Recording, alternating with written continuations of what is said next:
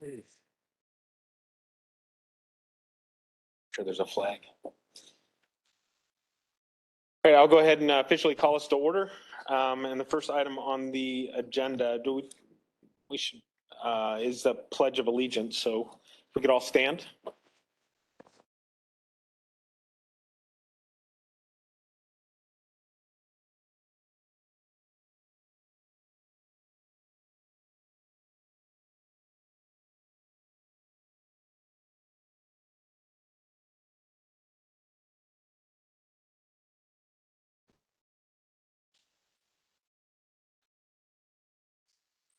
Okay, and Councilmember September, will have you come up and do the oath of office for our new commissioner. Chairman, may I do a roll call first? Oh, yes, you may. Thank you. Alternate Johnson? Alternate Gage? Commissioner Davis? Present. Commissioner Anderson? Yeah. Commissioner Fay? Commissioner Blazer? Here. Commissioner Bianchi? Here. Vice Chairman Munt? Here. Chairman Simon? Here. We have a quorum. Thank you. Right, Councilmember September.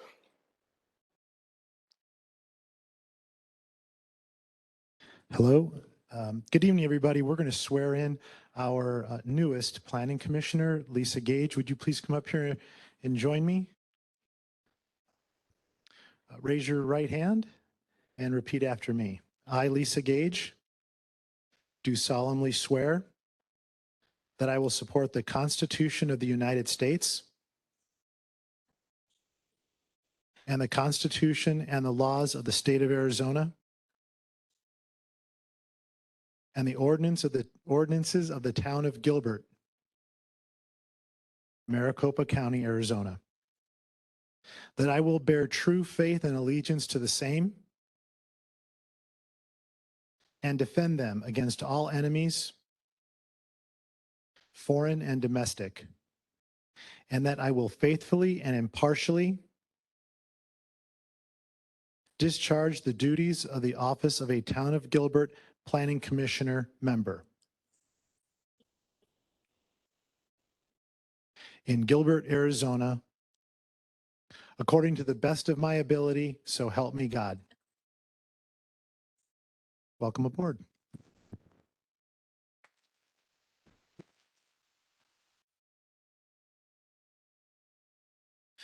All right, thank you and welcome. Look forward to working with you. All right, so at this time, we're going to go through the agenda really quick. Currently, we've got on the agenda, General Plan 2205, the ranch, the zoning of 2205, the ranch. Item number 6, General Plan 2206, Lindsey at 202 Industrial Business Park. Zoning 2206, Lindsey, 202 Industrial Business Park. All on the non-consent agenda. And then on the, that's it. So I just need, unless there's any changes to that, we need a motion to approve the agenda as read. Thank you, Chairman. I'd like to make a motion to approve the agenda as read. Got a motion by the Vice Chair. Do I have a second? I didn't know it was a thing. Second. A second by Commissioner Anderson. All those in favor? Aye. Anyone opposed? Okay, with that, we'll move on to communications. Communications from citizens. At this time, members of the public may comment on matters within the jurisdiction of the town, but not on the agenda. The commission response is limited to responding to criticism, asking staff to review a matter upon commented upon, or asking that a member be put on a future, ask that a matter be put on a future agenda. I don't have any cards up here. Eva, have we received any additional cards? All right, I don't have any, no communications from citizens at this point. Councilman September, do we have a report from liaison or are we good? We're good? I'm sorry, what's that? Hard to hear. All right, I will try to speak up. Can I hold the mic? Is that better? All right, we will move into the non-consent public hearing. Non-consent public hearing items will be heard at an individual public hearing and will be acted upon by a commission by a separate motion. During the public hearings, anyone wishing to comment in support or in opposition to a public hearing item may do so. If you wish to comment on a public hearing item, you must fill out a public comment card, which I have quite a few here, but if there's any additional, speak now or forever hold your peace. I guess actually fill them out or forever hold your peace. Indicating the item number on which you wish to be heard. Once the hearing is closed, there will be no further comment unless requested by a member of the commission. At this time, we'll go ahead and we'll hear item number 4 and item number 5, GP 2205, The Ranch, and Z 2205, The Ranch. And Veronica, you're up. Chairman, Yes. I'm going to recuse myself. Okay. Commissioner Blazer is recusing himself. Alternate Gage, would you like to take the dice?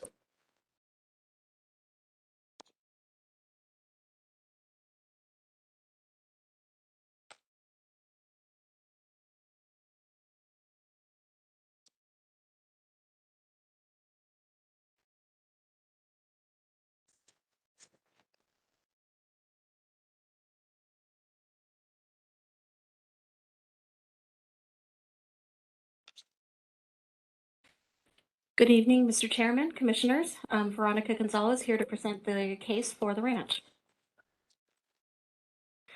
So the ranch is an approximate 302-acre site located between Elliott Road and Warner Road, adjacent to Power Road. Just as a reminder, because we did discuss this at our last hearing, but major general plan amendments are defined as any change of a non-residential land use map classification of 40 or more acres. This process includes a 60-day agency review and 2 public hearings before the Planning Commission. The first was held on October 5th, and the second is tonight, with the Town Council taking action by the end of the year. So this is just to provide the Commission some context of the proposal in relation to the area. So again, the property is bound by Elliott Road on the north, Power Road to the east, Warner Road to the south, and Morrison Ranch to the west.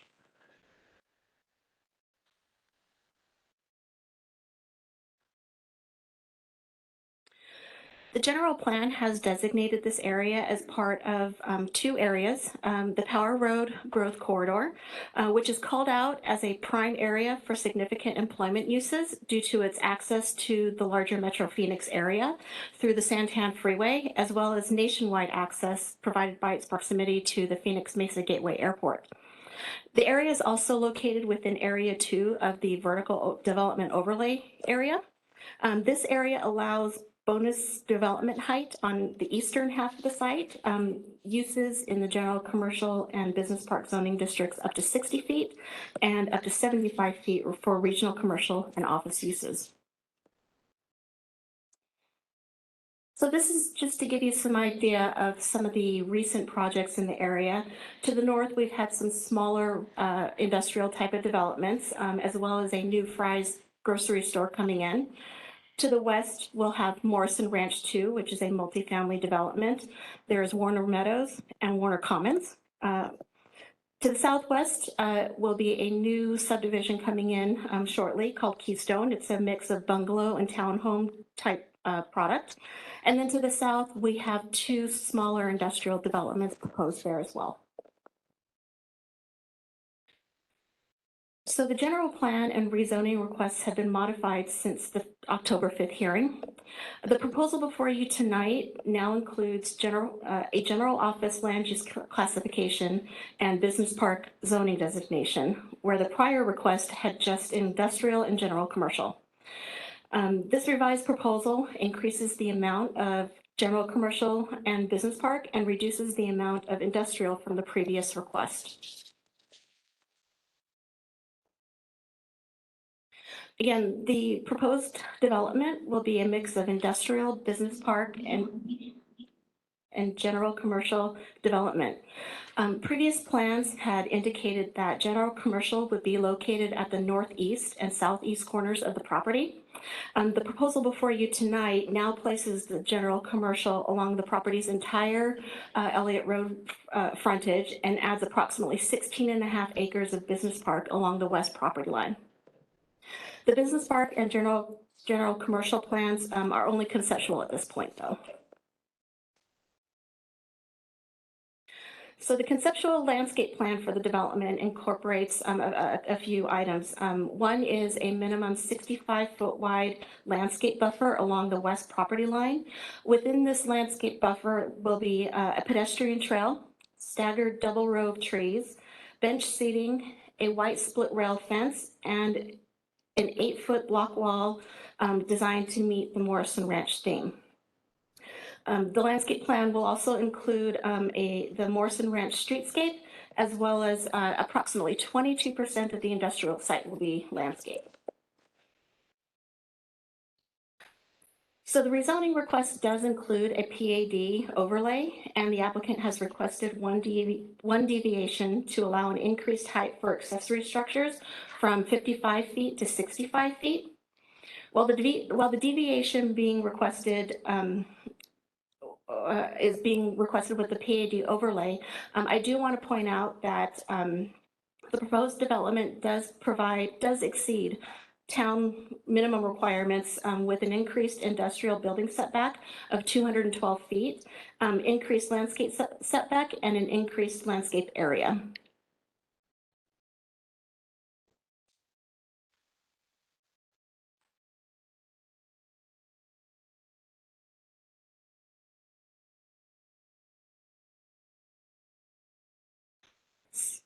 So the applicant did do their public participation. There were 2 virtual neighborhood meetings held, the first on March 1st, 2022 and September 1st, 2022. Both of those meetings were virtual. The first one, there was about 7 property owners in attendance, and the second one, there's approximately 130. A follow-up in-person neighborhood meeting was held on September 28th, where we had approximately 97 residents attend. The general feedback from the residents in all of these meetings was concerns with the building height, the lack of transition to the residential to the west, the proposed land use not in concert with the Morrison Ranch vision, noise, and truck traffic. Staff has also received a number of emails from concerned citizens, which are included in your packet. The general overview of the correspondence received was related to the intensity of the proposed development for its location, not meeting the general plan for Morrison Ranch, the size of the buildings, a desire to keep the existing zoning, and truck traffic.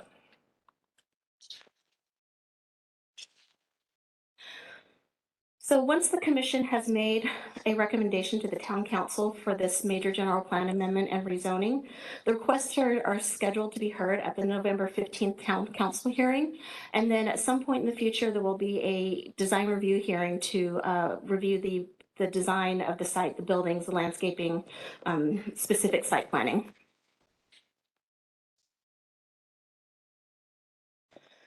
Staff does recommend that the commission recommend to the town council approval of the major general plan amendment. Staff also recommends that the commission move to recommend to town council approval of the rezoning request with conditions, but with the following modifications. Modify condition number 19E to read, there shall be no signage on the west side of any industrial building within 500 feet of any residential zoning district. Strike condition number 19G because the proposed plan for the BP portion of the site is conceptual at this time. And finally, to modify condition 19I to read, the final site plan for the industrial development shall be in substantial conformance with the Exhibit 5.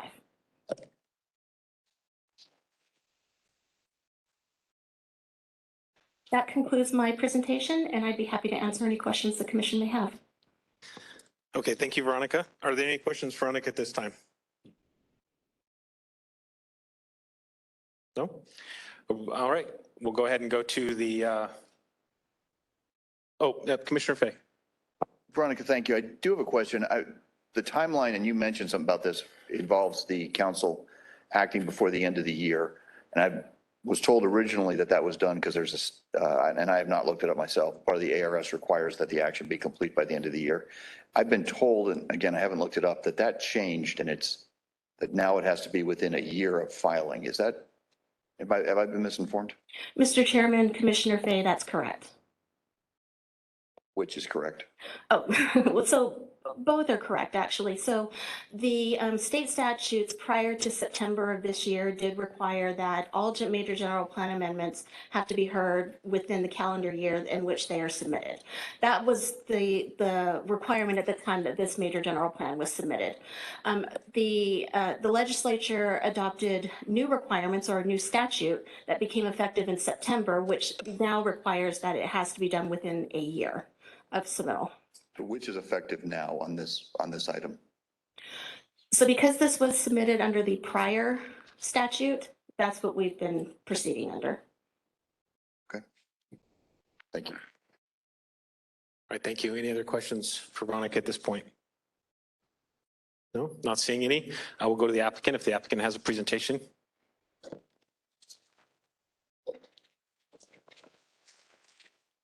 And Mr. Baugh. Mr. Baugh, you have 10 minutes.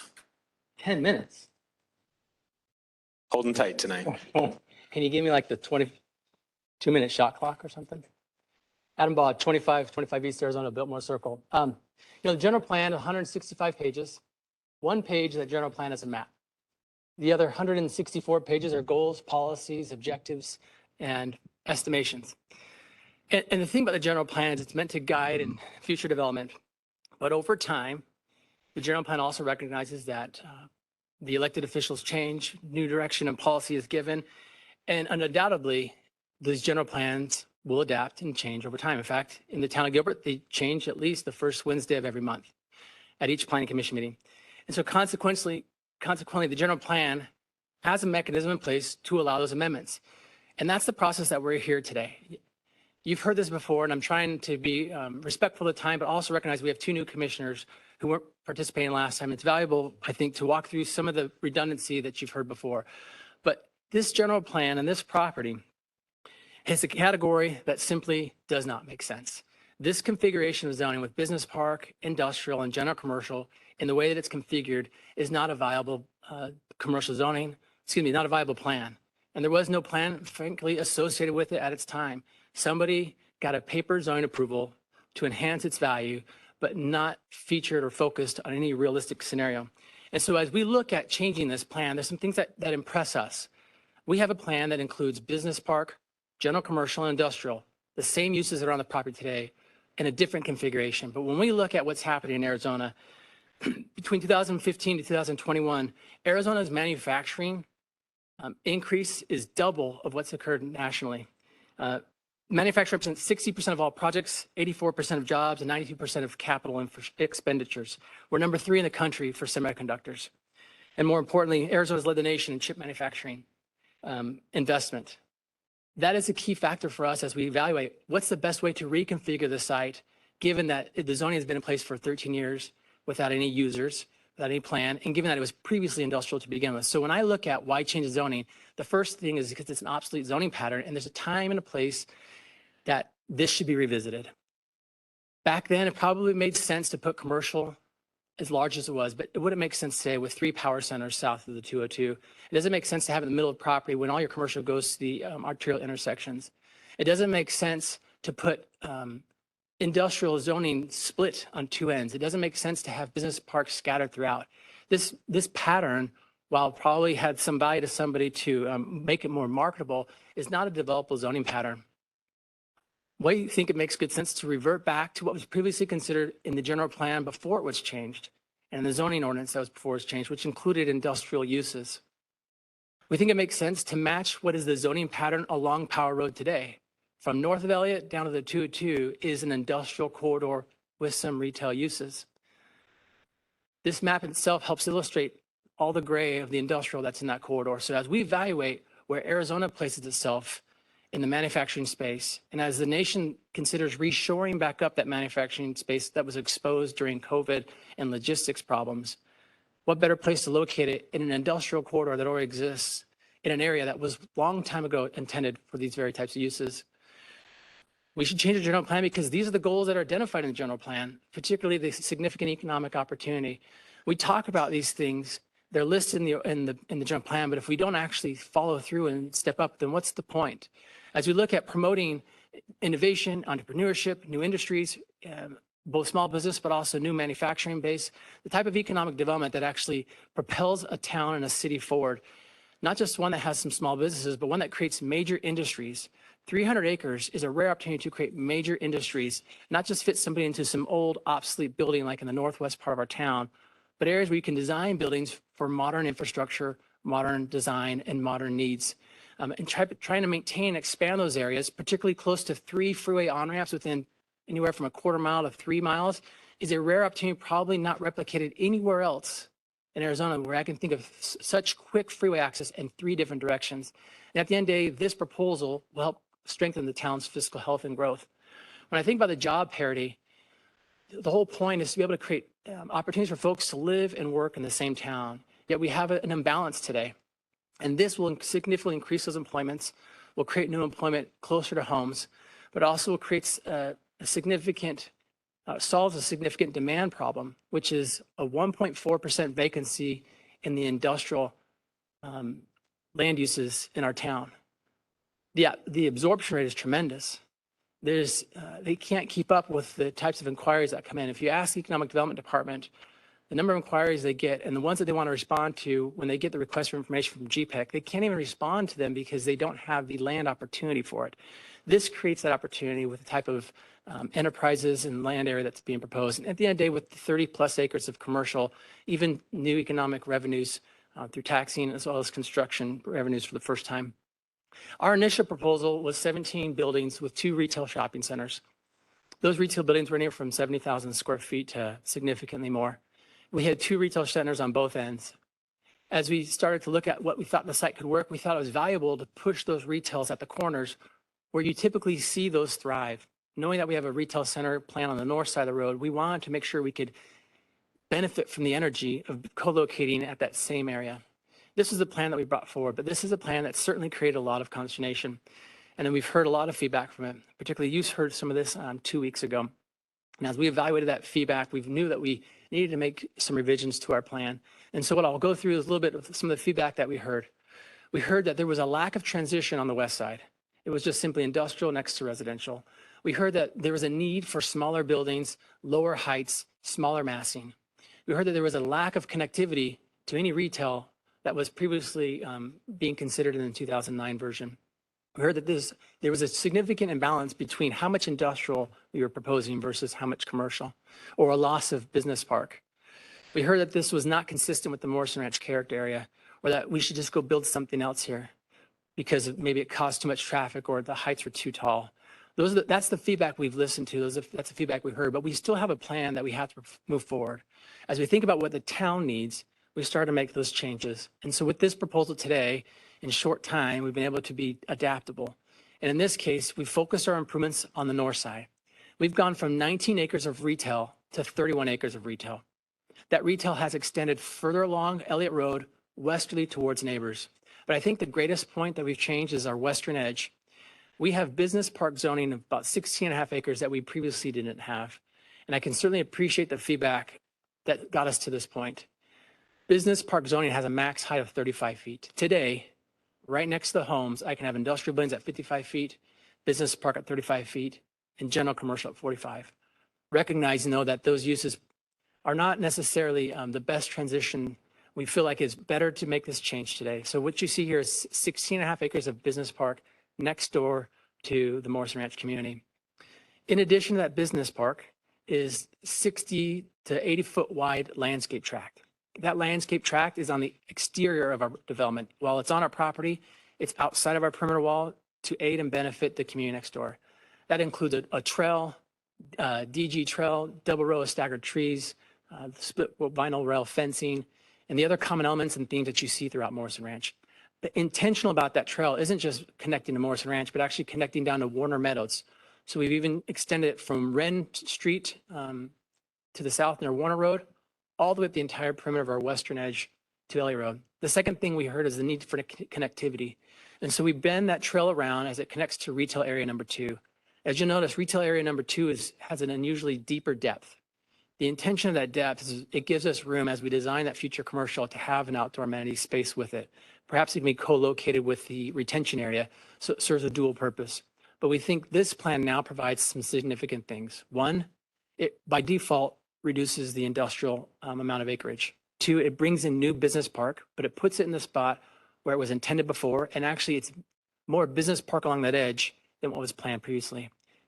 By default, it lowers the heights of the buildings, makes them smaller. We provided the pedestrian connectivity that brings them to the retail area.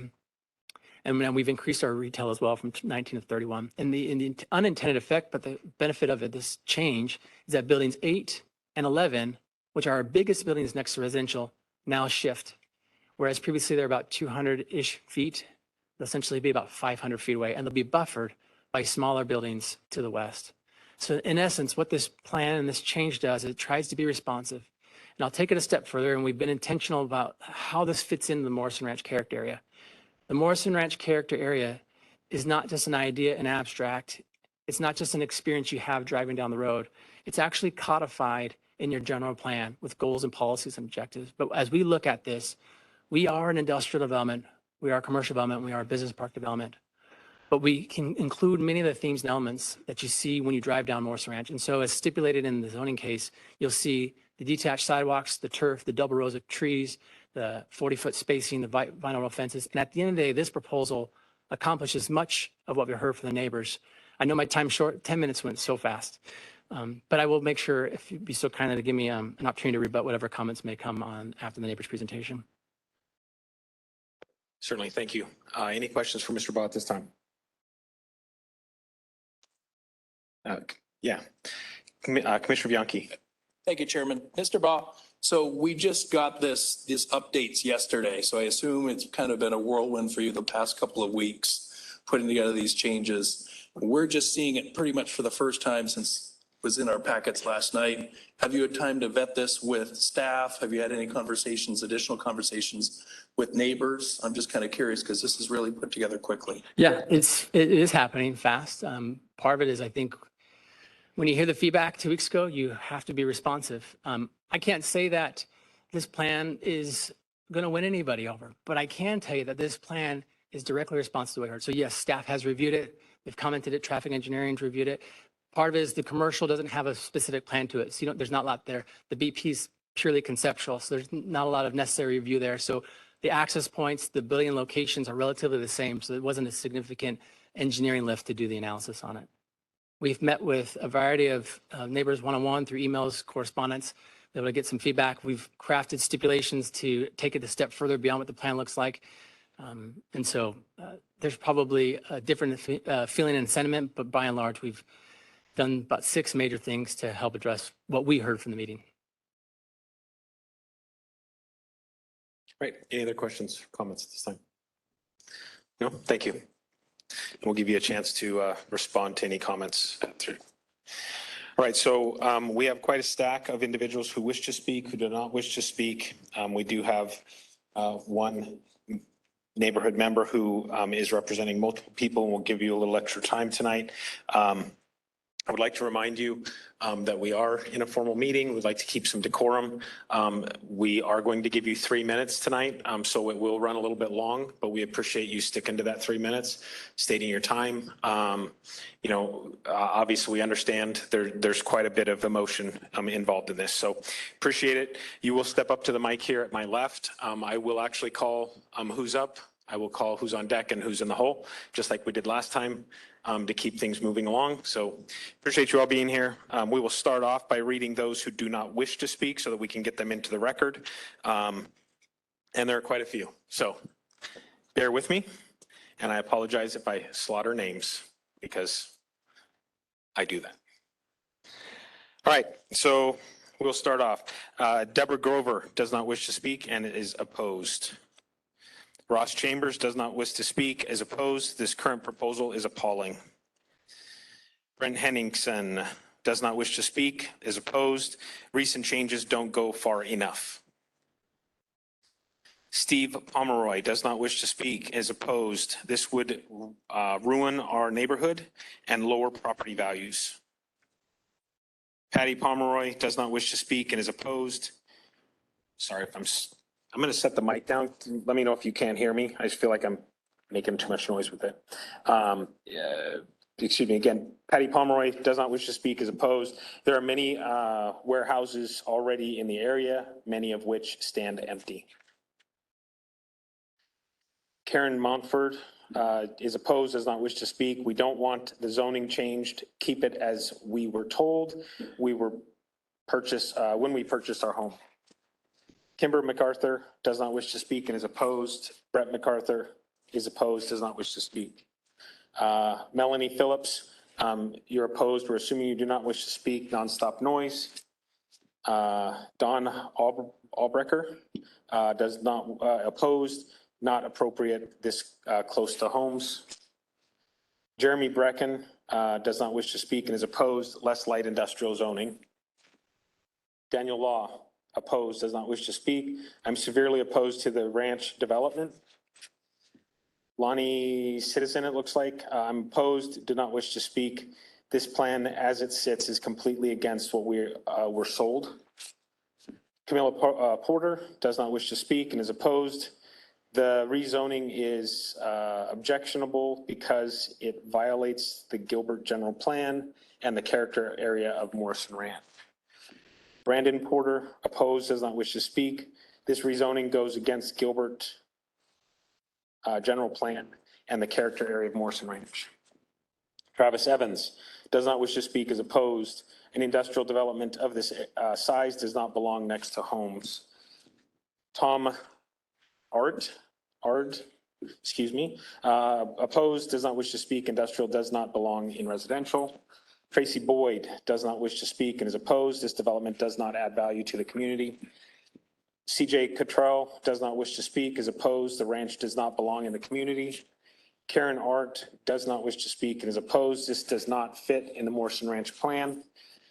Kim and Ron Ziegler do not wish to speak, opposed. The proposed changes do not address major concerns.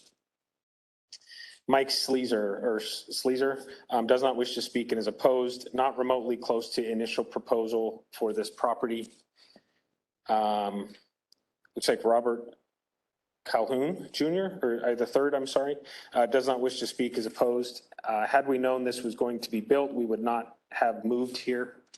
Tom Everett, opposed, does not wish to speak. Brittany Carlson is opposed, does not wish to speak. Please advocate for the residents of Morrison Ranch and vote to not rezone. Those are all the cards that I have that do not wish to speak.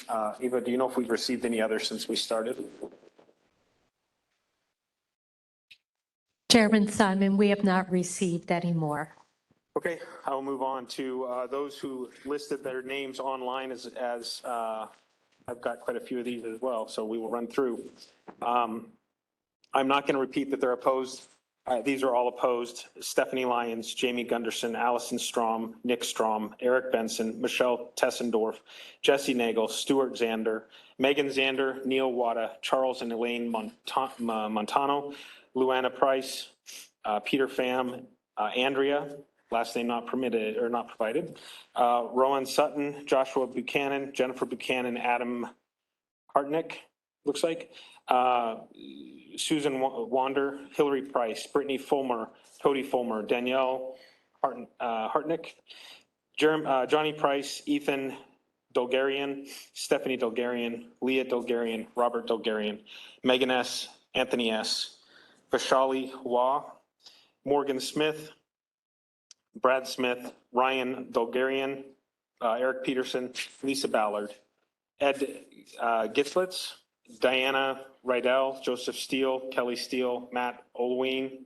Jana Olwine, Nick Fortis, Kelly Fortis, Alex Nicholas, Mike Lair, Lauren Lair, Josh Castro, Noel Castro, Chris Cox, Stephanie Cox, Mason Dolgarian, Danielle Ruiz Garcia, Elizabeth Ruiz, Addison Dolgarian, Michael Gentry, Bryant Smith, Edward Emery, Christine Emery, Kim Sengales, Eric Gunderson, Jackie Cottrell, James Coreno, Adrienne Lee, Sarah Volcano, Brett Armstrong, Danielle Straza, Julie Bentz, Becky Peterson, Melanie Phillips, Donald Albrecht, Nicole Albrecht, Kelly Dixon, George Dixon, Kevin Yip, Christine Metcham, or Meacham, Scott Meacham, Maria Turberg, Gregory Turberg, Alexander Turberg, Daniel Simcox, Debbie Patrick, Greg Patrick, Jonathan Xavier, Karen Fields,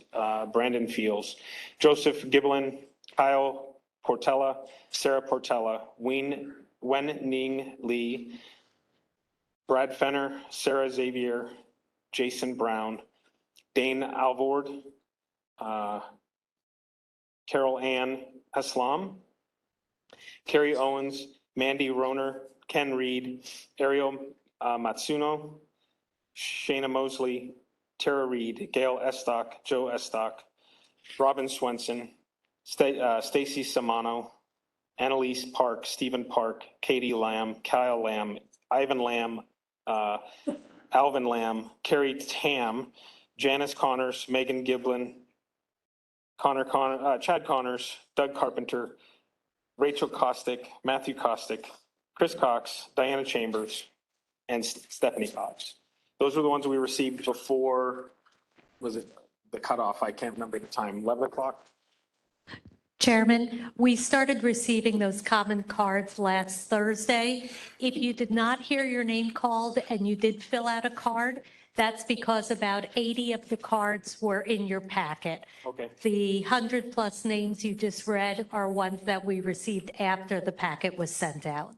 Perfect, thank you.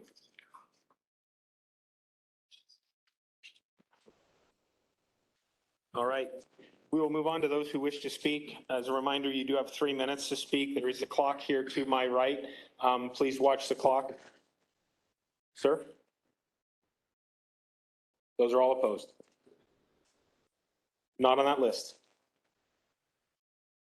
We do have a 3-minute clock. Please pay attention to the clock and please monitor your time. I'm going to go ahead and announce the first 3. Please step up here to the left, to my left. First person, you're up with the mic, and then we'll move on from there. I've got Alex Bugay, Ryan Handelsman, and Kevin Marvin. You're the first 3 up.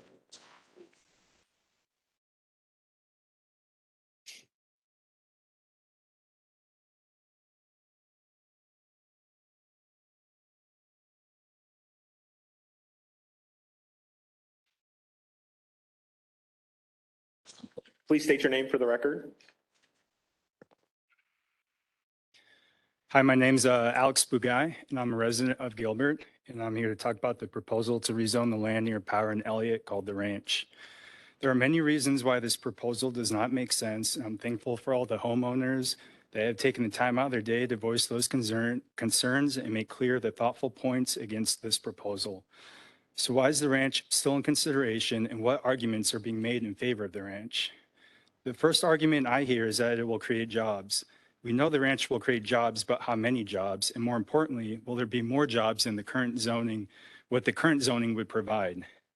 The current zoning does not have a site development plan, and the town of Gilbert does not estimate job densities per zoning type. However, there are other resources available on the internet that do. For example, typical employment densities per net acre range from 8 to 12 jobs for industrial and 14 to 20 jobs for commercial. If this land was rezoned to be 93% industrial, or I guess they changed it to 94% now, or 84%, not only will there be less diversity for the employment, but it is likely that the total number of jobs would decrease. The second argument I hear is that this area cannot support the 100 acres of commercial land that is currently zoned for because there are other commercial and retail sites nearby. However, these nearby sites are very busy.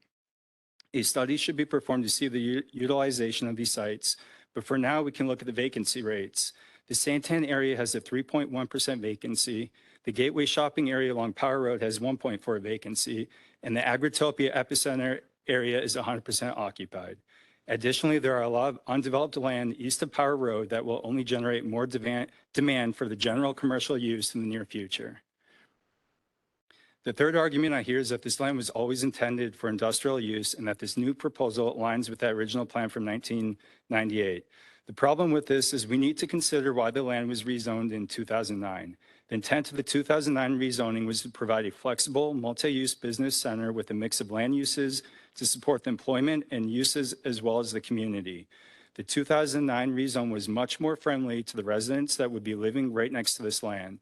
None of these reasons have changed. So why is the rezoning back to industrial a good thing? The last argument I heard is that the current zoning is not desirable by land developers and that the rezoning to industrial is the only option. The land developer behind this proposal is IndyCap, which only does industrial development. Would you expect them to say anything else? If the current zoning is an odd configuration that is not good for land developers, then I will argue that the proposed rezoning is not good for nearby homeowners and is not good for the other residents of Gilbert. If the land truly needs to be rezoned, let's find something that will work for everyone. We don't need to settle for the ranch. Thank you. Thank you. Next up, we've got Ryan Handelsman, and then I've got Kevin Marvin and Karen Wolf. Please state your name. Ryan Handelsman, try to make it quick. At risk of sounding dumb, and I respectfully just want to remind you that I just don't understand why we're in such a rush to pass this here. You know, we're not obligated to approve any version of this applicant's application. We don't have to find a way to make this work. So I just want to kind of ask the question as to why are we so running this scrambling of a fire drill to push this through right now? This is ultimately a decision that's going to live in Gilbert history forever. The only thing the applicant, the town, and the community collectively, I think, have in common that we agree upon is that the land should be developed. I don't think that there's anybody that's going to stand up here today and say that this land shouldn't be developed. In fact, we want it to be developed. I think we're all disputing, and the conflict of opinion arises as to how the land should be developed.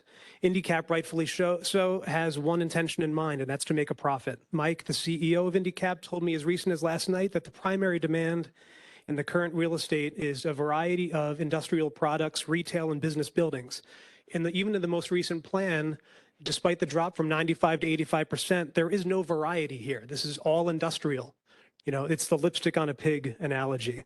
It's obviously that industrial is their core business, and that's fine for them. It's not fine for us, and it's not fine for Gilbert. It doesn't mean that it has to be our core business. The community has sent IndyCap multiple iterations and has tried to be very forthcoming with what we're looking for. We're looking for balance. We're looking for variety, business parts, retail, et cetera, et cetera. We've sent them multiple iterations, myself included, has sent something that proposed 30 to 40% light industrial, 25 to 30% retail, and 20 to 30% general commercial, and the remnant lands to be a green belt buffer and what have you. I'm not an expert here, but he asked for my opinion. I gave it to him. And his response was, again, last night, quote, "Not something that we are willing to develop," end quote. And again, the community wants to see this land be developed. I'm not the only one here. And I know that IndyCap is all in on the industrial side of things, and that's their core business, and that's their profit center, and that's how they disperse to their investors. You've heard, and you will continue to hear, a lot of impressive, justifiable concerns and points made on behalf of thousands of members of the community whose intentions are to protect both the community and the entire town and the future of the town, not their wallet. I simply want to remind you that you are not obligated to make this private business happy. You are not obligated to push this through. Your job is here to not ensure a payday for a landowner or a developer. I'm not sure how often you see this tremendous opposition.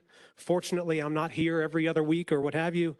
But with respect to zoning change, I'm sure it's not often, and I'm sure it's not of this magnitude.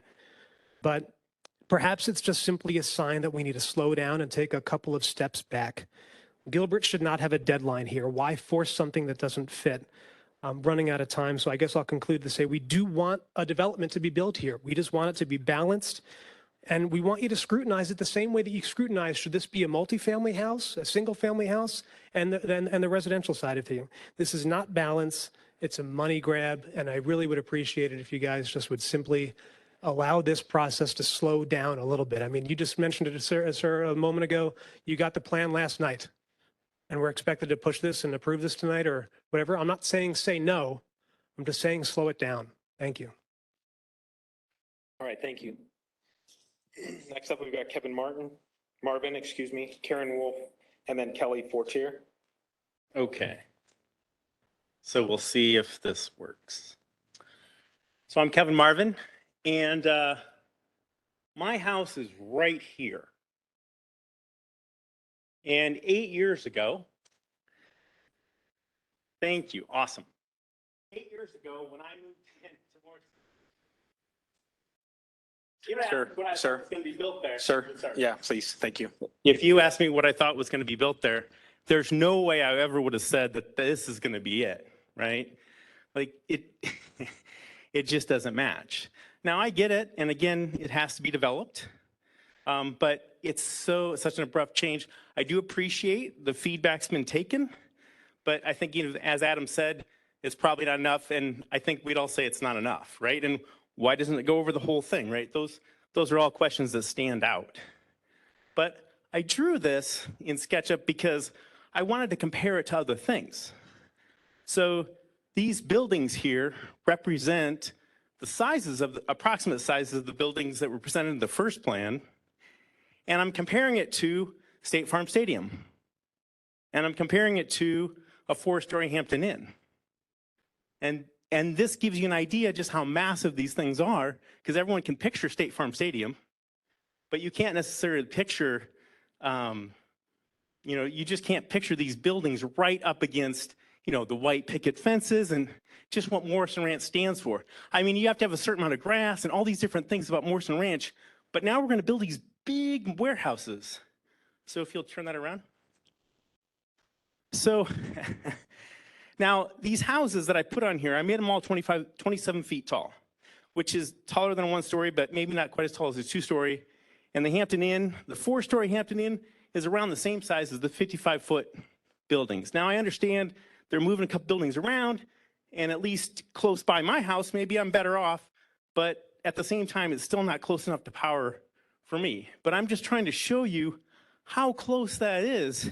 And if I'm one of these houses right up here, you know, I feel really bad for these people. And so that's what's made me more passionate about this, because it's really personal. And I just can't, it just doesn't make sense in Morrison Ranch. But if it has to be in Morrison Ranch, put it up against power. Like all those buildings up against power, do a lot more in the middle that's not that, because that's not Morrison Ranch. Thanks. Great, thank you. Kevin Marvin? Oh, I'm sorry, you just went. Karen Wolf, Kelly Fortier, and then William McKeon. Okay, sorry if I'm butchering names. I apologize. First of all, I'd like to thank all of you for your public service. Please state your name. Karen Wolf. Thank you. The applicant's proposal does not meet the master plan, as what's been said, and it is not consistent with the general plan or the Morrison Ranch character area. While the trees and the white fence is a nice touch, it is not consistent with what was planned. I'm a longtime Gilbert resident. I purchased my 3rd home in Elliott Groves in Morrison Ranch. I did my homework. I wanted it to be my last home, my retirement home.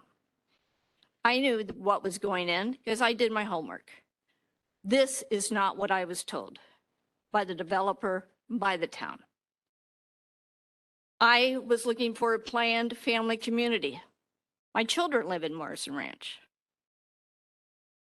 This does not meet the needs of the community. The applicant showed great PowerPoints of the gray area saying, these are already the industrial areas around that. Well, that's Mesa.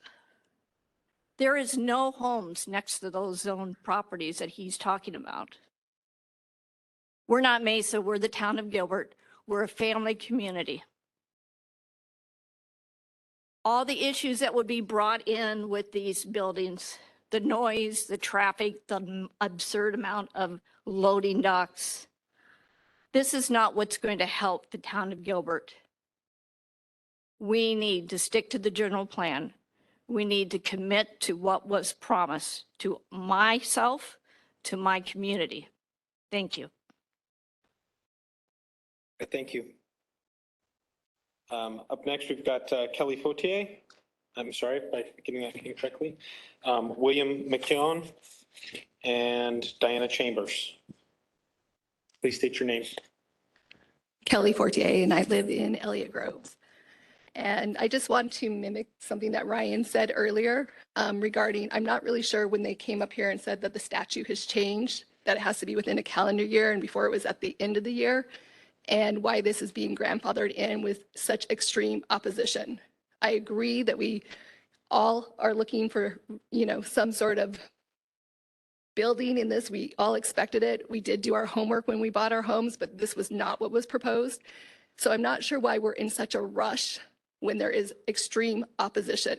I really think you need to take your time. I think this needs to be worked out. This is going to be something that's here forever, or at least a long period of time. Residents are going to move out if we don't like it. I mean, I can tell you that is something I'm considering if this looks the way it is, because I moved to Gilbert for its charm. I moved to Gilbert because it doesn't look like every other suburb in Phoenix area. We are going to lose the charm within Gilbert if we do things like this.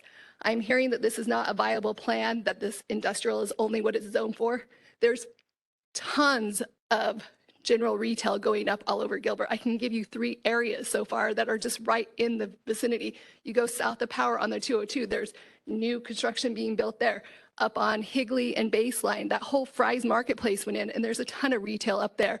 When Williamsfield was built with the mall, the west side was not even up for a long period of time, and that is completely filled in. So it's very concerning to me that we're being told that there's not this demand when clearly there is. The other thing that I want to appeal from as a healthcare professional are the health consequences that this can bring. With all the pollution that can come, having an asthmatic son is also in my mind, and children in general. The more pollution, the more particles in the air, you're going to have increased risk of different types of lung cancer. There can be breast, pancreatic, liver cancer can then be associated with this. So I really think you need to stop and see what is going to be going on. I haven't seen the traffic studies. I hear there is one, but I'd like to know how that is panning out with every portion that's being built up, because I don't think just looking in one little silo is good enough. The last part that I would like to argue about, or not argue, but comment about, is jobs and commuting. People are not going to be taking jobs. People who live in Gilbert, mean income is like 100,000. They're not going to be being employed here. They could open offices in those general medical complex. That's what you're going to see. COVID started having people work from home, more remote jobs. So I would argue that less people are commuting than they were before. I think I'm about out of time, but please reconsider this decision. Thank you. Great, thank you. William McKeown, Diana Chambers, and then Susan Hunter. William Kean, I live in Morrison Ranch. I go by Mac. And there's a couple of questions that haven't been addressed in any of the information I saw. Was an answer to the noise problem.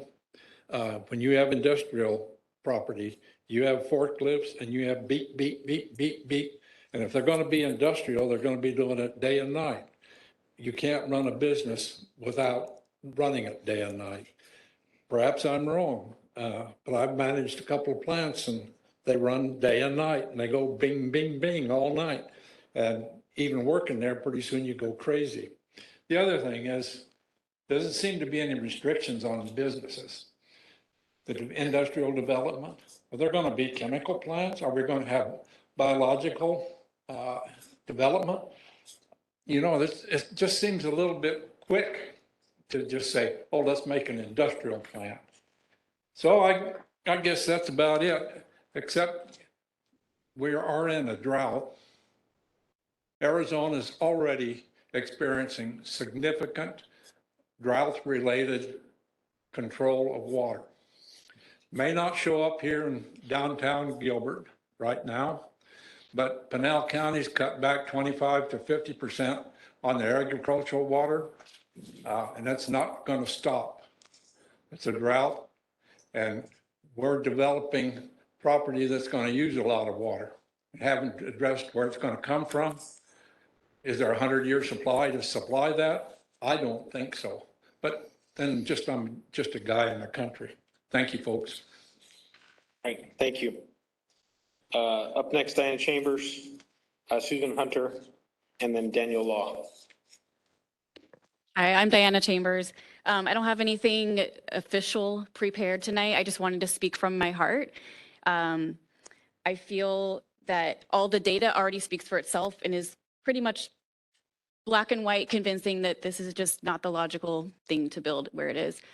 But as a homeowner and as a human being, I just wanted to implore each of you as our representatives to feel for our family needs. And yes, I'm getting emotional because we are humans who moved into these homes. We're not buildings, we're not trucks, we're not concrete sidewalks that are being built here that don't have feelings. We are human beings who bought these homes, and the hundreds of people in opposition also represent probably 5 to 6 other people, because each of those are often households. And if you think of that many people who are so fervently against this, I feel that the responsibility of the town would be to represent us, please, and do the right thing. I think if someone were to ask you, hey, I'll give you $1 million if I can build an American furniture warehouse at the end of your driveway, would you do it? Of course not. And I understand that there are a lot of maybe logistical employment arguments for building certain buildings. But at the end of the day, what's going to give us the well-being? What's going to give us the emotional health that we need? The culture that we need as a society? And it's not a building basically at the end of our driveways. I mean, it's really right there for some people. The 8-foot wall, I'm sorry, I can see my neighbor's house over their 6-foot wall, and that's only 2 stories. So if I'm looking at a building that's 4, 5, 6 stories high, an 8-foot wall is just not going to cut it. And neither are a few trees. And I don't foresee sitting at a bench on the other side of that wall behind a building. The logic just isn't there for me. I didn't move to New York City to be in a concrete jungle for a reason. I want to be able to see the sky.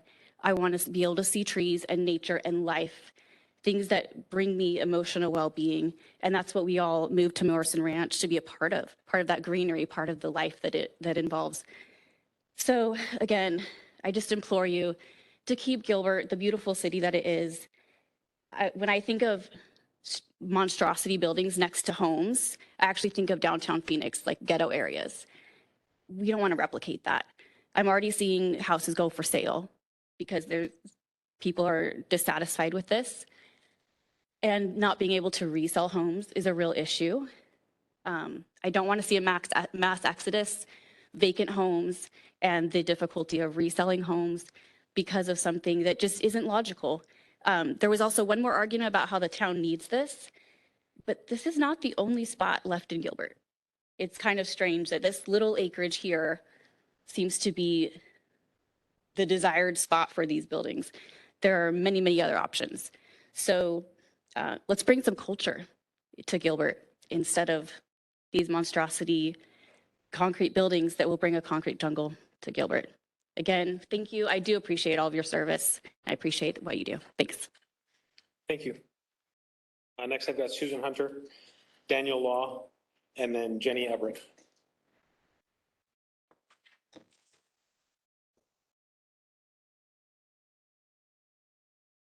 Susan Hunter, wish to speak?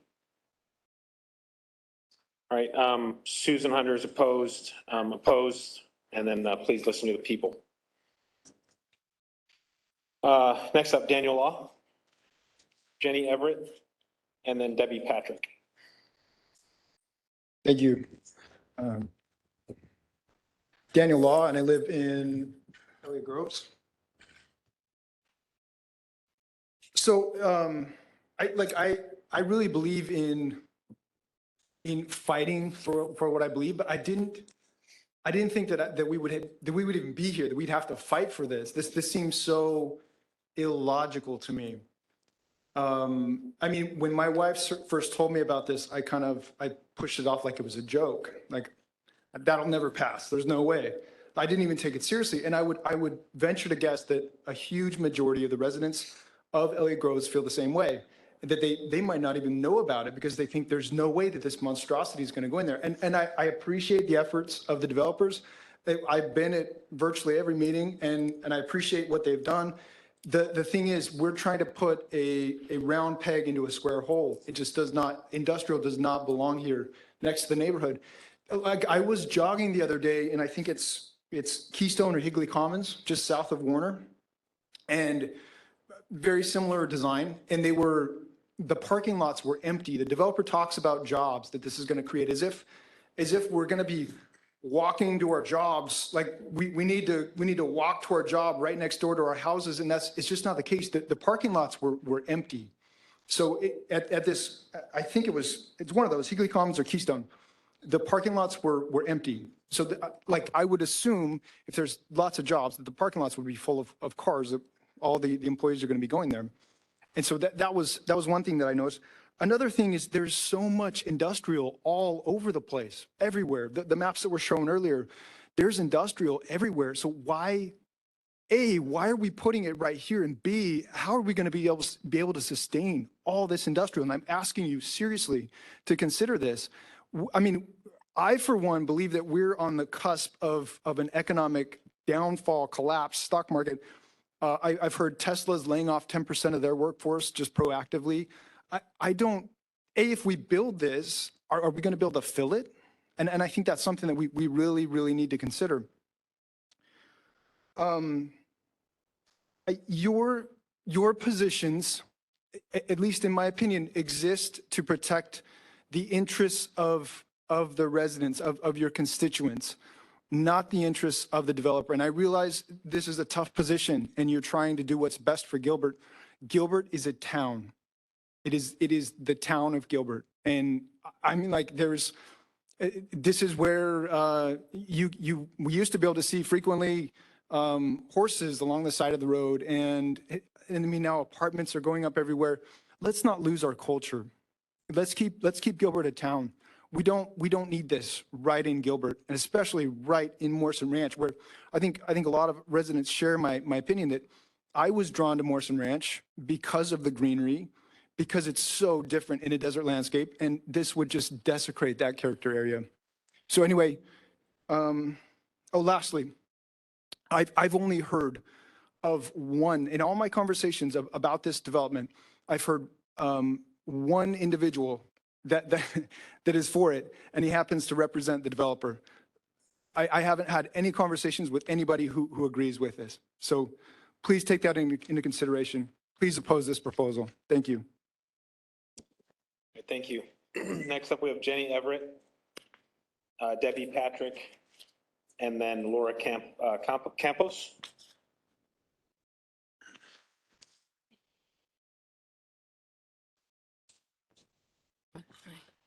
Hi, my name is Jenny Everett. I live in Morrison Ranch.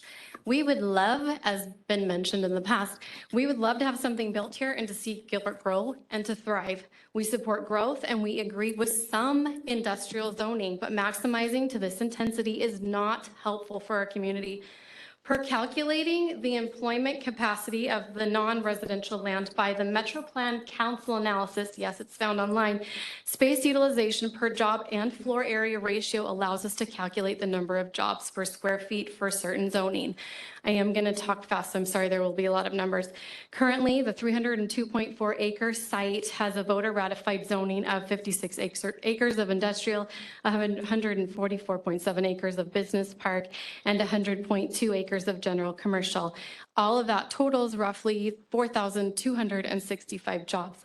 The proposed amendment, and you will see changes based on the new just given to you proposal, 254 acres of light industrial, 30.9 acres of general commercial, and new business park of 16.48 acres. That is roughly 2,952 jobs based on these calculations here. That would be a total job loss with the new proposal of 1,313 jobs. That would be lost tax income year after year for the town of Gilbert. If we think about the future, warehousing may become autonomous and these jobs could decrease over time. It is more cost effective, I understand, to build industrial than it is general commercial. However, general commercial provides more jobs per square feet than industrial. So despite it being cheaper to build industrial, it provides less employment. So it looks as if the developer would like to buy the land and build cheap and not promote growth or employment. Let's take Target for an example.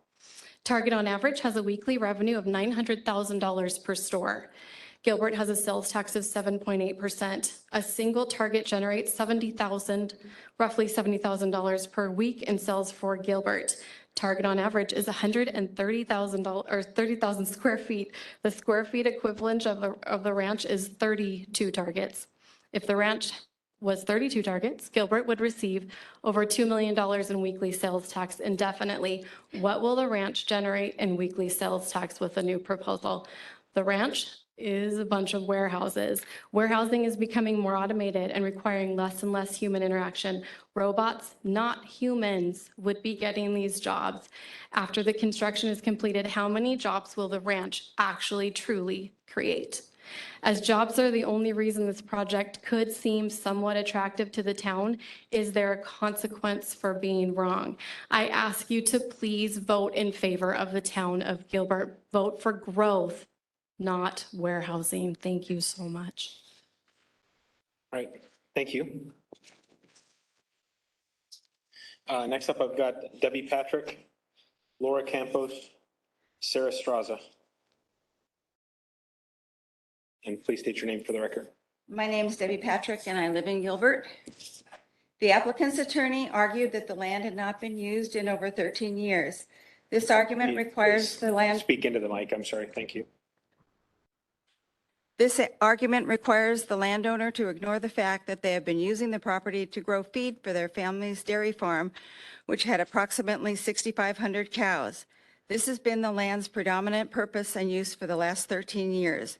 That dairy farm started to demobilize in June 2022 and sold in September 2022, just over 1 month ago. This rezone is coincidentally occurring simultaneous with the sale of the family dairy farm. This is an example of a self-imposed hindrance on why the land has not sold. Converting this land to an inland empire creates undue hindrance to the resident and destroys our ability to peacefully enjoy our property. In addition, there was a recession and a worldwide pandemic that also impeded demand. At any point, other investors could have applied to rezone the area. These are just the first applicants to do so. The landowner and this applicant have stated they will only sell all 300 plus acres in a single transaction. When the land is within a master plan community, this is an odd practice unless the land is zoned for residential development. This is again a self-imposed hindrance. Dale Morrison, the landowner, signed on to the master plan. To abandon that plan as the final phase of homes are being sold is wrong. Please reconsider this zoning as it is affecting nearly 4,000 homes in Morrison Ranch. Okay, thank you. Next up, I've got Laura Campos, Sarah Straza, and Barbara Lucas. Good evening, Chair and Commission. My name is Laura Campos. I'm a resident of Morrison Ranch.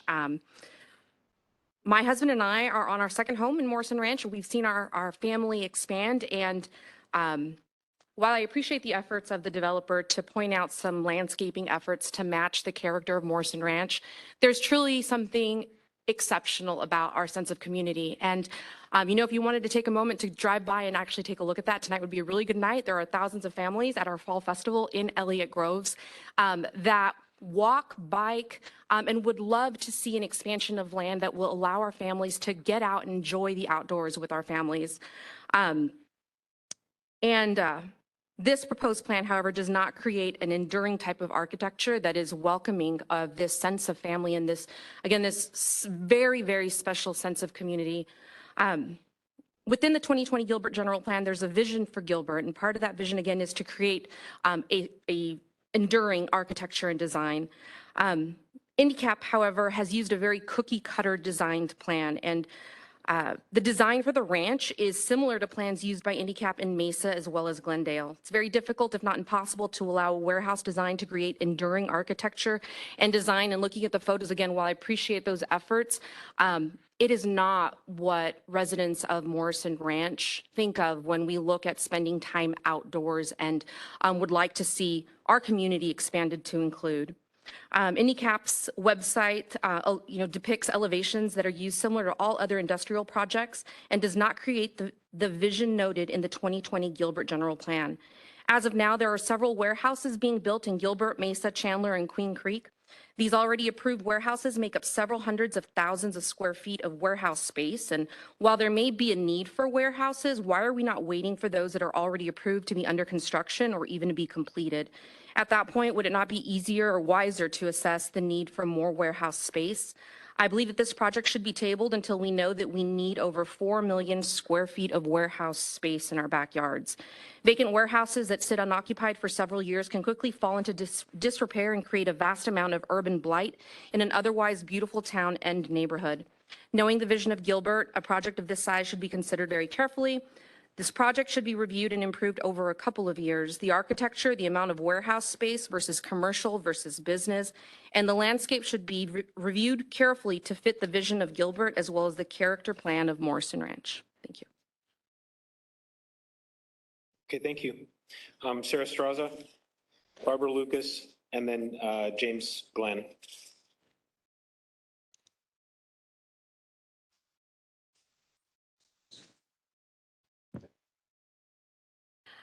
Hello, Chair Simon and Commission. My name is Sarah Straza and I live in Morrison Ranch. We've been so excited to have something built here and would love to have a reasonable development that makes sense for our community. You will hear that this land was always zoned for industrial, yet the fact that the original owner ratified zoning only had 16.2% as compared to now the 83% that's always admitted. They may speak about how they're increasing general commercial and adding business parks and revision, but it's only a fraction of the original plan. A plan that thousands of homeowners use when deciding to purchase their homes. From a recent article on eastvalley.com and per Adam Baugh in October 5th, it was actually during that meeting, he had stated that the ranch is projected to generate 25,059 average daily trips. I just recently got this new report. So now it's actually a little bit more. It's 25,281 daily trips. So the calculations come to about 13,900 from commercial component and about 11,000 from light industrial. I don't know how these numbers were extrapolated exactly. However, I'm taking the projected averages as factual. The new amendment will have an estimated 8,232 more heavy trucks, which are Class 7-8 vehicles. These vehicles typically range 26,000 to 33,000 pounds. So large trucks are disproportionately represented in fatal motor accidents. When heavy trucks crash, its size and weight amplify the impact of the collision and makes the injury worse. More than 70% of people killed in large truck crashes are occupants of other vehicles, pedestrians, or bicyclists. People in smaller vehicles are likely to suffer the brunt of non-fatal injuries, including catastrophic ones. The constituents are not concerned with the business park or commercial vehicles. We're concerned about the industrial traffic. This is why we care. It's not the quantity of cars or trips for that matter. It's the type of vehicle causing those trips. And with over 8,000 plus estimated heavy truck trips per day, this is not an appropriate area due to significant safety concerns. Please reconsider the zoning, table it, take it back to the drawing board. Thank you. Okay, thank you. Barbara Lucas, James Glenn, Jennifer Wada. Good evening. And I agree with everything that's been said so far, and I also thank you all for your service. I would be remiss if I didn't mention one thing. I'm sorry, please state your name. Oh, I'm sorry, Barbara Lucas. Thank you. Gilbert, Morrison Ranch resident. I'd be remiss if I didn't mention that this meeting has been scheduled on the biggest event night of the year for Morrison Ranch residents. So we have many residents that would have wanted to be here, but had to choose between family and this meeting. I just find it odd that this was the night selected for such a critical meeting. I'm going to talk a little bit about the word intensity. We've heard that a lot from the residents. It's a subjective term, and in this situation, it's a term that is unfavorable. It comes from residents who have been focused on a 20-year expectation of diverse use of this property that complements the diverse Morrison Ranch community and their employment skill set. They were looking at some amenities to be provided and services as well as employment. And it's nothing like what our expectations were. As a matter of fact, I can't think of anything that would be more intense than the massive warehouses that stand over 50 feet tall, million square foot buildings, over 950 truck bays, 65-foot high accessory structures, et cetera. Maybe to put it in a different perspective, what's being proposed at this point, it'd be like building the square foot equivalent of 221 LDS churches on this property. Would you not consider this to be too intense, lacking in diversity, in both purpose and use of this property, as compared to what is currently recommended for zoning? I was one of those that has given feedback to some of the changes, both initially and recently. I don't think that I'm asking for anything outlandish to ask for just additional space, less industrial, but additional space, whether it's retail, whether it's office, to help support the community and to link it in further with the community. I was disappointed in that focus groups were discussed several times with the developer, and I was expecting a meeting with fellow residents because brainstorming and talking as a group brings out better ideas, better collaboration, and better consensus on what needs to be done. I hope at some point that is considered. Lastly, there's a lot of comments by the applicant regarding the general plan as a policy, that it's not a set of rules, it's a guiding document. It changes and evolves as the market evolves. And I don't totally disagree with that. I understand that. But it's not supposed to be a frequent occurrence. This is the only policy, to my knowledge, in Gilbert that is so important that it requires a vote from the citizens of Gilbert to ratify it. The citizens in this room. So please tell me how this makes sense as it compares to what the citizens in this room voted for. Thank you. Right, thank you. James Glenn, Jennifer Wada, and Tim Wallace. So thank you, Mr. Chairman, Commission. So I guess I fit the stereotype. I'm Dr. James Gunn, not Glenn, but I had to handwrite that, and my handwriting's terrible. So James Gunn for the record, G-U-N-N. I appreciate all the comments that have been made, and Ms. Fortier spoke a little bit about the safety. And being a family physician in the community and also a homeowner in Morrison Ranch, I'm fairly passionate about safety and preventative medicine, preventative care. One of the points that I wanted to bring about here, I'll speak to that as far as promoting health for families and communities. But first and foremost, we do support some industrial development. We do support some of these things, but we need to come together and formulate a reasonable plan.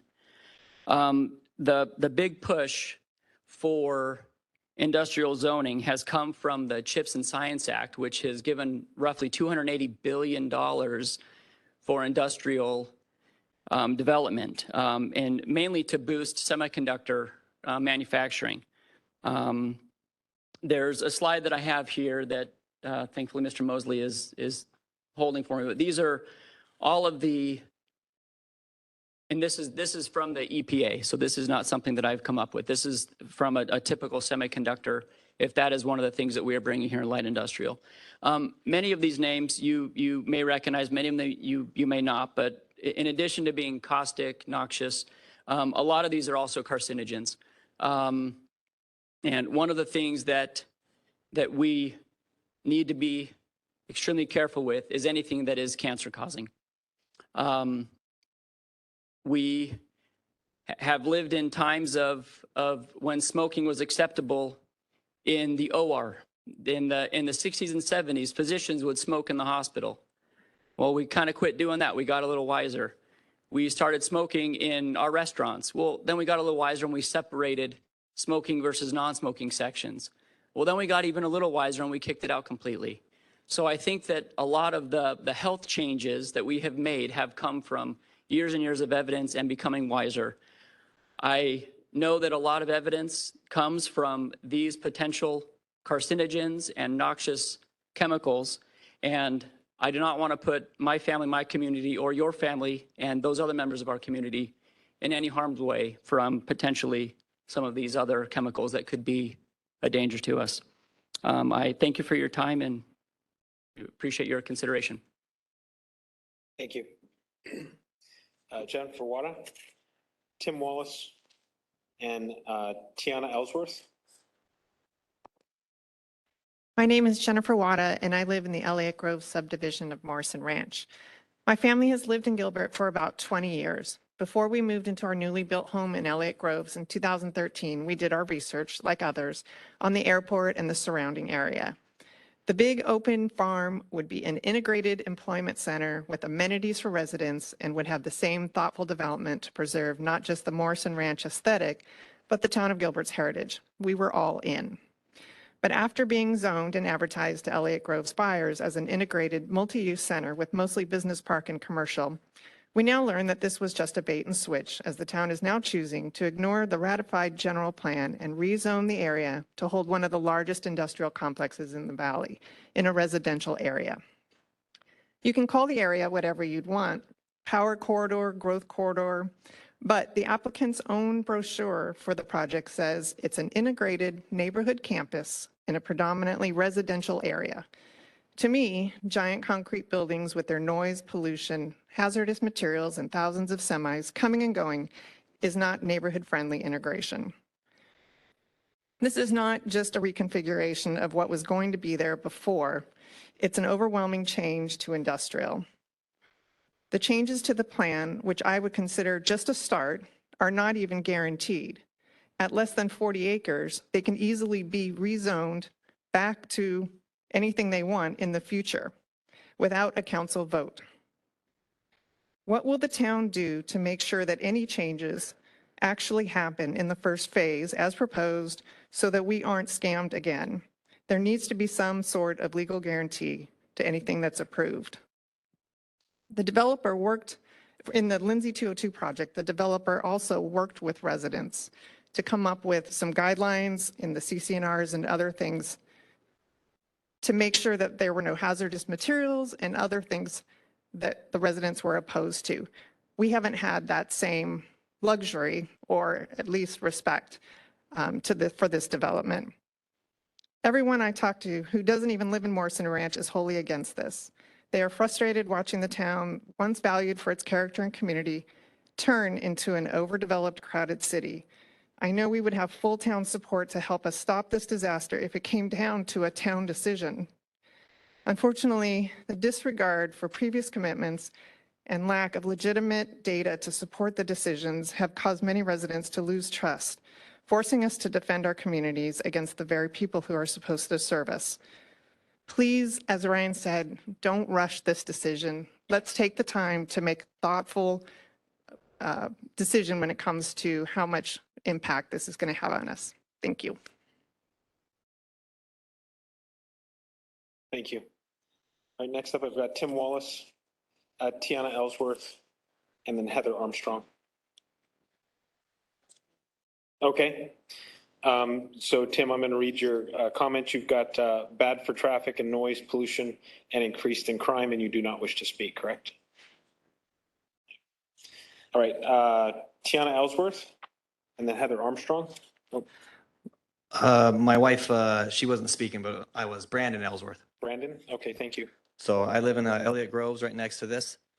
By trade, I am a plumber contractor, and so I've done multiple tilt-up buildings like these warehouses. So I was very aware of it. So when I heard this was happening, I had to kind of definitely jump in and look into this because we do have many buildings. Even when they showed the map, there's multiple buildings going up. And I know that for a fact because I have multiple contractors giving me bids to bid on these. You can just drive down Elliott Road going eastbound and you'll find multiple buildings. You can go anywhere around the Williams Gateway, you'll find these buildings. And I've done multiple buildings as well.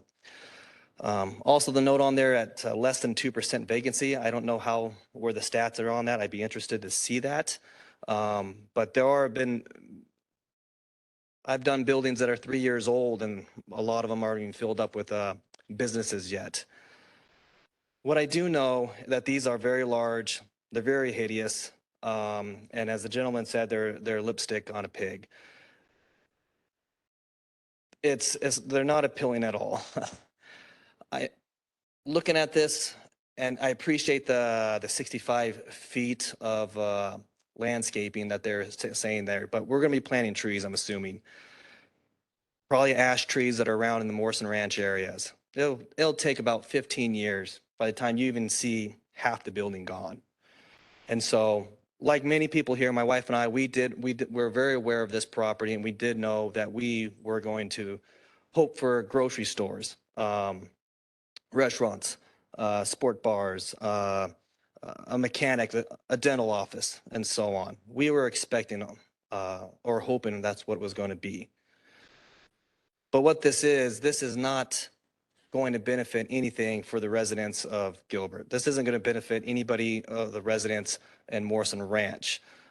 These are jobs, or these are buildings that are going in that doesn't do anything for us. It's just a pig with lipstick, and we got to listen to the pig, because I have a plumbing yard also in Gilbert.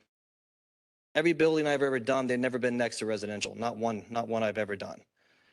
And even our plumbing yard off of McQueen and Guadalupe, I'm over there where I put a lot of my equipment at. And we have tilt-up buildings next to us, 300 yards away. You hear speakerphones, people come on the speakerphone. You hear, this gentleman said forklifts, you hear that. You hear the trucks come in, they'll equipment, metallic sounds, grinding, loud. You'll hear it throughout the day, and even at times at night. And so I just want to make sure that everybody was very aware of that those people's concerns are very true, and I've seen it myself. So thank you for your time. All right, thank you. I've got Heather Armstrong, Brandon Ellsworth, and then Stephanie Evans. Thank you for your time today. My name is Heather Armstrong, and I live in Elliott Groves. Like my neighbors, I agree that we all want to see something developed there that helps provide value to not only Gilbert, but also our community. To see the development and change and growth, we're all open to it. It's just we want to make sure it's the right change.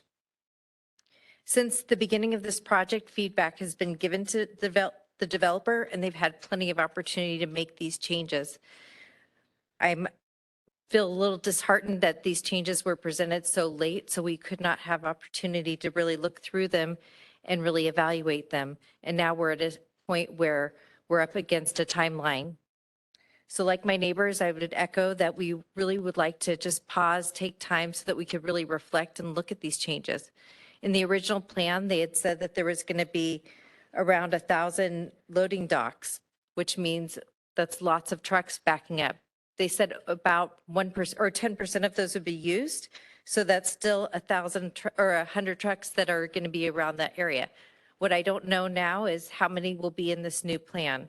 So that's information I think is really helpful.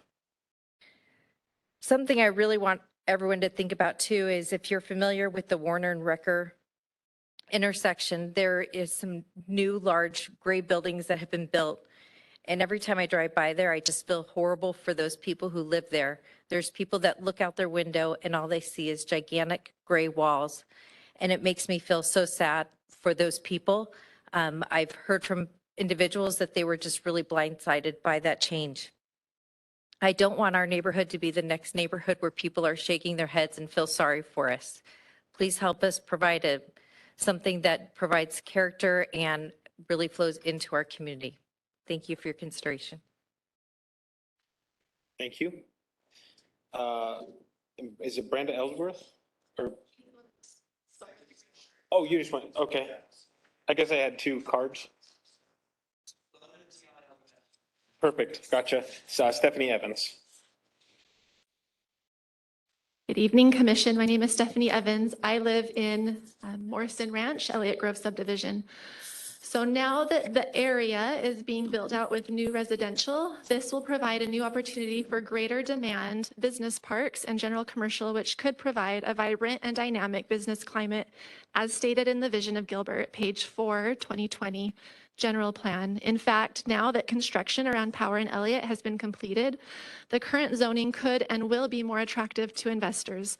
Patience is a virtue and could pay off with the right investor. The developers argue the land already contemplates an industrial use. This is just a realignment. However, the current zoning of the land contemplates an industrial use on only about 50 acres or 16% of the land. The current land designation of light industrial would create a difficult situation to support a warehouse or distribution center. The primary purpose of the land was for general commercial and business parks. This land could in no way be construed as planned for a massive industrial complex. In the vision of Gilbert, it states that Gilbert wants to pursue cultural amenities. This area has a large amount of space that could be used for a museum, a music facility, unique restaurants, botanical gardens, etc. Placing distinctive shops mixed in with general commercial and businesses, it could be a very special and unique location that sets Gilbert apart from any other city in Arizona. Warehouse facilities will never make Gilbert distinctive. To be a little more candid, while this proposal has been completely overwhelming to me and frustrating, I have learned a lot. I've been encouraged by the principles laid out in the general plan. I would guess most residents have never read this 177-page document. I've now read most of it. But even without reading it, we see it all around us. This is why we live here. This is what has attracted us to Gilbert, and more specifically, Morrison Ranch. Our trust is that our elected leaders will protect and uphold the goals and visions in this plan. On one page of the general plan, it has existing land use and future land use. The existing land use had industrial at 2%. The future land use has it at 4%. So when you think of 4% industrial disseminated across all of Gilbert, and I'm looking at 84% right next to me, this doesn't make sense. So this proposal is a deviation from the plan and would in truth be detrimental to our property rights as residents of Gilbert. Thank you. Okay, thank you. Next up, we've got Brian Mosley. Brian is representing multiple residents. I'm going to read into the record the residents that that Mr. Mosley is representing. And Mr. Mosley, we're going to go ahead and give you 10 minutes. So represented by Mr. Mosley this evening, who are not here or may be here, but C.J. Cottrell, Jackie Cottrell, Stephanie Cox, Chris Cox, Estrella Flores, Daniel Ruiz Garcia, Erica Grinder, Nathan Grinder, Matthew Korstick, Rachel Kostick, I'm sorry about that, Elizabeth Ruiz, Timothy Searle, Kayla Searle, Bradley Smith, Morgan Smith, Chaz Wright, Becca Wright, and Estea Zuniga? All right, Mr. Mosley, you have 10 minutes. Thank you. So you might think I was being nice hopping up here to hold the signs, but the truth is I was trying to keep Apple from calling the police, because every time I come to one of these meetings and every time I meet with the developers, I get this notice that says, you've been sitting still for 10 minutes and your heart rate is over 120. Are you okay?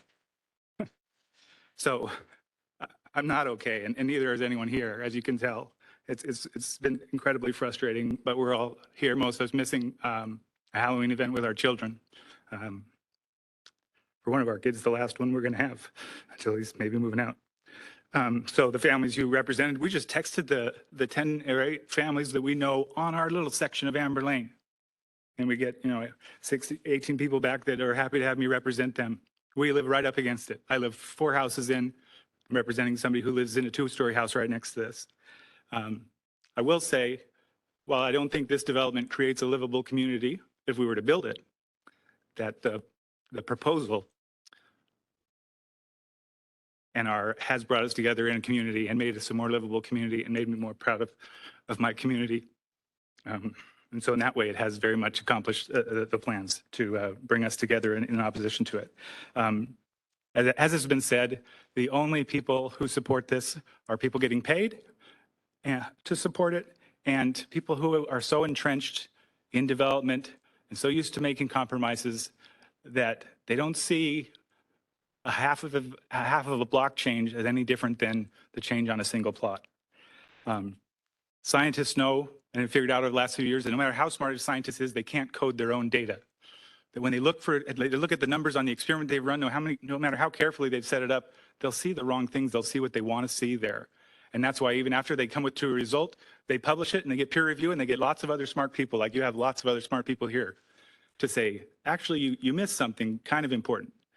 And that's what's happening here. And I hope that you recognize that. Lots been said about how you haven't had the chance to review everything. We've got new people. If you haven't read my 28-page rebuttal that addresses all of the claims of the developer, I would encourage you to do so before you act on this. Not everybody has a chance where they have an attorney who's willing to put in an equal amount of unbillable hours as the paid attorneys for the developer to really explain to you all the ways that this is wrong. And I'll just emphasize kind of one of the most important ones is that what are we doing here? What's the standard of your review? What is it that you're deciding? You have to, in order to make a major plan amendment, it has to be an improvement or consistent with the plan. And no one thinks this is an improvement. Even the planning committee or the planning department only says that it can be made to be consistent with it through some of these changes. But it just can't be. And like I say, if you look through the things that I wrote in there about the history, how this is a part of Morrison Ranch, it always has been, how this development didn't even acknowledge the general plan, the character area and the Morrison Ranch pads, and tried to act like it wasn't there, wasn't a part of it, until some of us pushed back and proved to them and said, we're not going to accept this. This is a part of Morrison Ranch. It always has been. And until we proved that to them, they wouldn't address it. The scale and intensity of this is just crazy. So what are their claims, and what is the reality that we're trying to get you to see? Their claims is that this is all about economic development. But like I said, this is a planning and zoning case. This is about, does it fit with the principles and goals and policies of the general plan? Not does it bring jobs? Okay? They say that it brings jobs, but as it's been adequately covered, this brings less jobs. So you are voting for jobs if you vote to recommend this, but you are voting for less jobs, permanently less jobs, worse jobs, less desirable jobs, and less jobs over time. They talk about the economic impact of this, but again, for all those same reasons, the economic impact of this new plan is less than the existing plan and less than the ways in which the existing plan could be updated and modified and updated to the current needs without abandoning it. And then we kind of get to the silly arguments of, it won't really be that bad, and all this downplaying of, light industrial, poo-pooing that it's really not a big deal. But the truth is, this is the most intense thing in town.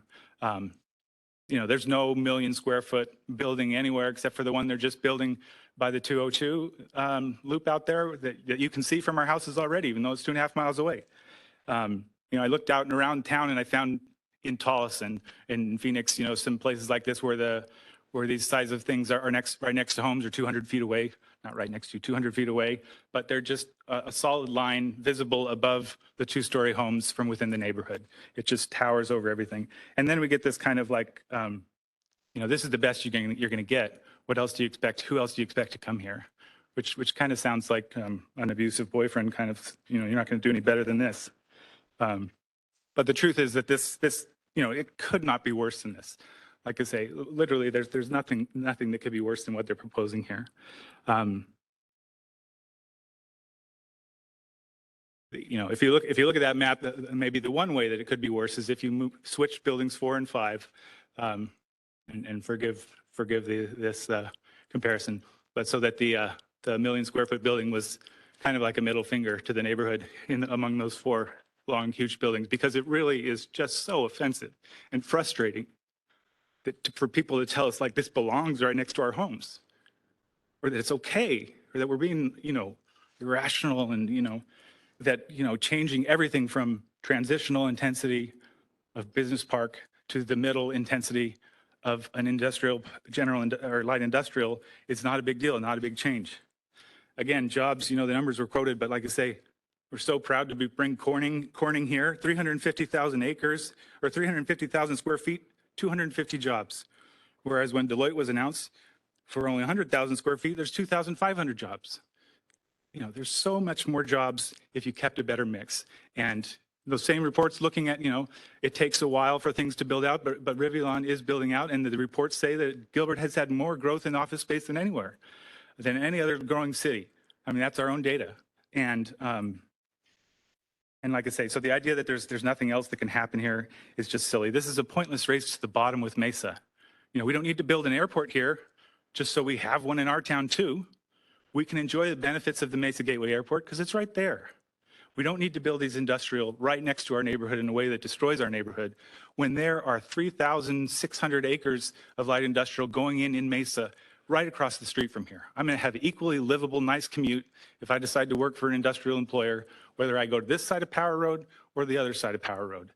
And the point is not that like, oh, it's compatible with all of the light industrial there. But the point is why isn't it serving as the transition and the buffer from this sea of light industrial that's crashing up against our homes? Why isn't it providing more of this? Why this wall of warehouses, manufacturing plants, you know, what is that? How did we decide that that was okay to put next to neighborhoods? Because we call it light industrial. Because we say it'll be mostly indoors. Because we say if there's highly corrosive, you know, chemicals or explosive things that we may require a use permit. But we all know that, you know, battery factory or recycling was approved right next year and these same things. The changes in uses are not just about the intensity that we're getting. They're about the things we're losing, like doctors' offices and entertainment venues and all the things that do belong here and that could go here if you'd keep more of it as business park. Again, business park is not just offices, it is so much more, and we're losing all those opportunities, the thing that would make this a community. The changes that have been made, I'll touch on those real quickly. There is no compromises being made. I, you know, suggested to the developer that, like, at the very least, you could take the 6-acre amenity that was promised under the current pad for the use of the neighborhood and turn it into a meaningful green belt strip at the edge of our neighborhood like we have throughout Morrison Ranch. Instead, we actually got less landscaping than they proposed before. In their original thing, they said that it would be 80 to 90 feet of landscaping on this side. Now it's going to be 65 at least, maybe 83. So they came back with even less. Yes, they made it look more like Morrison Ranch, but they actually took it away. And, you know, there's so many other things. Everything is so rushed. Why the rush? As Adam Boss said, you know, this is a rare opportunity in that there's so many things that could go here. As we're building out and in such a desirable area, there are many better things that could go in here. This is a rare opportunity to do something good and helpful, and this is a rare opportunity to really mess this up. You know, you're not going to have another 300-acre major plan amendment, or as I would call it, massive plan abandonment. You're not going to have another opportunity like this in your tenure on here to mess up the town more than to cut off 20% of the character area. And the last thing I'll say is that while it's true that there are changes to that one-page map of the general plan on a regular basis, to small sections of it, what you can't change and what you can't ignore are the 100 policies inside that plan. Those don't change. And if the only thing you can say is, this gives us some jobs, not a mix, then, you know, that doesn't meet the plan. And you can't ignore the policies. You can change the map a little, but the policies can't change. Like I say, this is a mixed development. This is supposed to be mixed development. It's supposed to serve all these things. Appreciate it. Sir. Thank you. Okay, with that.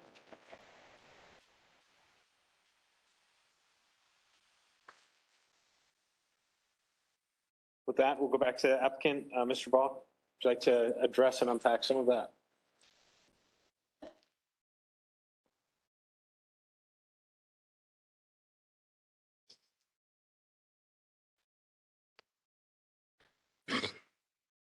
How does a town become sustainable long-term? Are we a town of homes? Yes, we need homes. We're a town commercial center, sure. But the town has to plan for long-term future. The long-term future isn't just a 300-acre site that's a mile long on the eastern edge. The town has to plan for the entirety of its boundaries. And when they set forth and they started looking at where do we want to create our industry, where do we want to create our jobs, where do we want to sustain ourselves long-term, it can't just be in the northwest part of the town. It has to include the east side as well. When I look at this plan, though, I think to myself, how do you develop a 75-foot tall building in this area? How do you develop with this odd configuration of commercial zoning? How do you develop with two separated industrial sites? I think the neighbors all agree that this plan is not developable. While they may desire the elements that are within it, in this format, this design, this layout is not doable. So how did it happen? Someone had an idea to create some new value in their property. That idea was not born through a layout of a plan based in any form of reality. And while the property has been marketed by Perkinsons for 10 years, not a single person has been able to come and figure out, how do I work with the zoning I have? What's the value? There's been different soft inquiries, but the most consistent inquiry that's been on this property has been residential, consistently. And that's the one thing that the town has not been willing to support. As I sit back and look at what could be on this property today, I go, well, could we build a park? Is there room for a 300-acre park? Well, the Parks and Rec Department have already determined where their parks master plan is, and there's one right across the street. Can I build homes? That's what's been asked and inquired about this property, but I can't because overflight of the airport and the town won't support homes. Well, could I build more office? I would love to have office here. 60-foot tall office building would be fabulous for employment, except for we have Rivalon that has the same heights that's been 15 years in the making and 25% maybe built out. How much longer do you have to wait for that to finish before you can move over to something like this? Should we just build more retail? There's 101 acres on the property today, but when I look within Morrison Ranch, between Elliott to Higley Road, there's 87 acres of vacant zoned commercial land right now in the heart of Morrison Ranch. If we can't absorb that, where it's 360 degrees of homes around it, how can we consider 101 more acres along Power Road? So as I kind of start to evaluate, where do I go from here? I'm stuck wondering, what are the other options that we have? At the end of the day, the current zoning is a failed plan. It's a failed plan based on design, based on configuration, because it never had a use planned with it. It never had a site plan that accompanied it. It never had legitimate developer within it. It was a person with an idea to maximize its value. The zoning is not developable in that way. There's no demand for 100 acres of commercial. There's no demand for 140 acres of business park. Supply chain shortages have proven that America has to reposition how it does its manufacturing base. In fact, many of the BP uses that are allowed in the property today are allowed in the LI as well. But the LI provides the flexibility for both the offices and the manufacturing, and that's the big distinction. I've heard a lot of things about jobs. Vacant land creates 0 jobs. I've heard a lot of things about opportunities. Vacant land doesn't provide it. This doesn't have to be the only proposal, but it's the only proposal that's actually been proposed. For 13 years, it could have been something else. It could have been a variation of something else, but that never came because it hasn't aligned with the zoning today. And land use patterns change. Whereas we used to go to the brick and mortar retail stores, they don't exist that way. Where we used to work in offices and high-rise towers, it doesn't work the same way before. And so we have a plan that was built under an old regime, an old land planning aspect that's not reflective of 2022 or going forward. And so as you start to figure out what happens here, well, what we're proposing is less heights than what's allowed today, less trips than what's allowed today, better setbacks than what's allowed today. It's been a request that's in response to market conditions, market changes, and it's consistent with the changes that have occurred time and time again. Yes, this is a rare opportunity. There's nowhere else in the town that can kind of create the opportunities that are needed for long-term sustainability of the employment of the workforce. When you run out of impact fees, can you rely upon rooftops to sustain your town, to complete its infrastructure, to replace its aging infrastructure? You need opportunities like development. You need opportunities that create jobs, opportunities that create sustaining tax revenue sources. You need opportunities that actually bring and refocus those in the area. As I think through what is good land planning, sometimes developers have an idea that needs to pivot and evolve. It needs to be reflective of market conditions, but it also has to be in some ways responsive. This plan has evolved. This plan is better in its condition today than when it was where it was in the beginning or where it was 2 weeks ago. But this plan has to be based in reality. Is it realistic to expect that you could build a commercial business a half mile away from Power Road like it's shown today? Is it realistic to expect that I can build 60-foot tall office buildings on this property? Is it realistic to think that I could accomplish 75-foot tall retail opportunities? Because that's what the plan is today, and that plan is not realistic. So we have to figure out what's something that works, that provides business park, retail opportunities, and is reflective of the demand in the marketplace, and particularly in Arizona, and what the Economic Development Department needs to be responsive to the inquiries that are in this area. As I think through a couple of things that stand out to me, 80% of our trips and traffic go away from it. Less than 4% are actually truck-related trips. The Morrison Ranch character plan codified isn't just an idea, it's actually written in the general plan, has significant goals as noted right there that we meet and satisfy. But as I look through the area that's here, it was always intended to be an intensive use. It was always intended to be an employment hub. And while there was a change from when it was zoned industrial in the beginning to 2009 to today, it still doesn't change the fact that that was what the expectation was in this area. And when I think about what's happening in that corridor, why? Why are these uses co-locating in the same spot?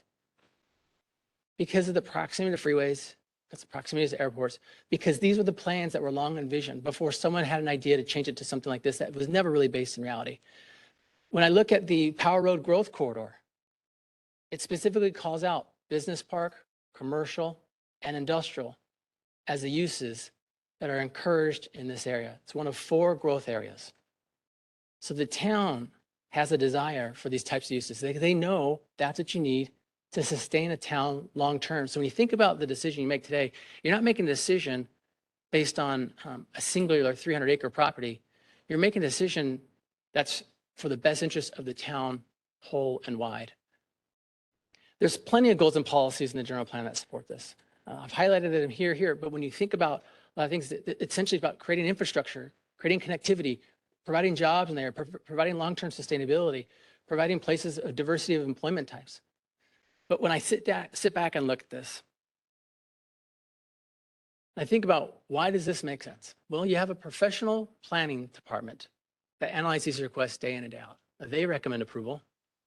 You have a professional economic development department that knows what it takes to make Gilbert sustainable long-term. They recommend approval. This plan has had some significant changes. It's evolved. It's gotten better. It creates new transitions, new open spaces, new retail opportunities, new building types, and new zoning. But this plan solves a problem, which is an unlikely zoning and an unlikely development that will never occur.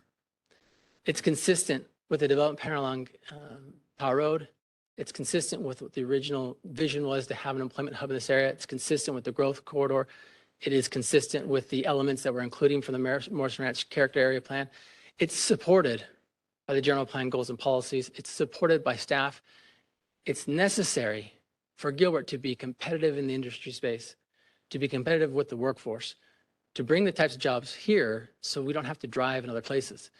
And I think for those reasons, that's why the Economic Development Department is supportive. That's why the town of Gilbert's supportive. So when I sit back and look at where this plan's evolved, Major General Plan Amendment, as I mentioned in the beginning, is a guiding document. But it amends itself from time to time as market conditions change, as policies change, as things become apparent that a plan birthed in 2009 without any development behind it, under a different regime, a different land use category, a different pattern and trend, clearly isn't viable today. And so what we're trying to do is bring in something that actually is reflective of what the market needs, what the town needs, and the services that can be complementary to those uses. So as you evaluate the request before you today, it is consistent general plan simply because it meets many of those goals and policies. It is consistent with the Power Road Growth Corridor. It's consistent, and that's enough why staff is able to recommend approval for it.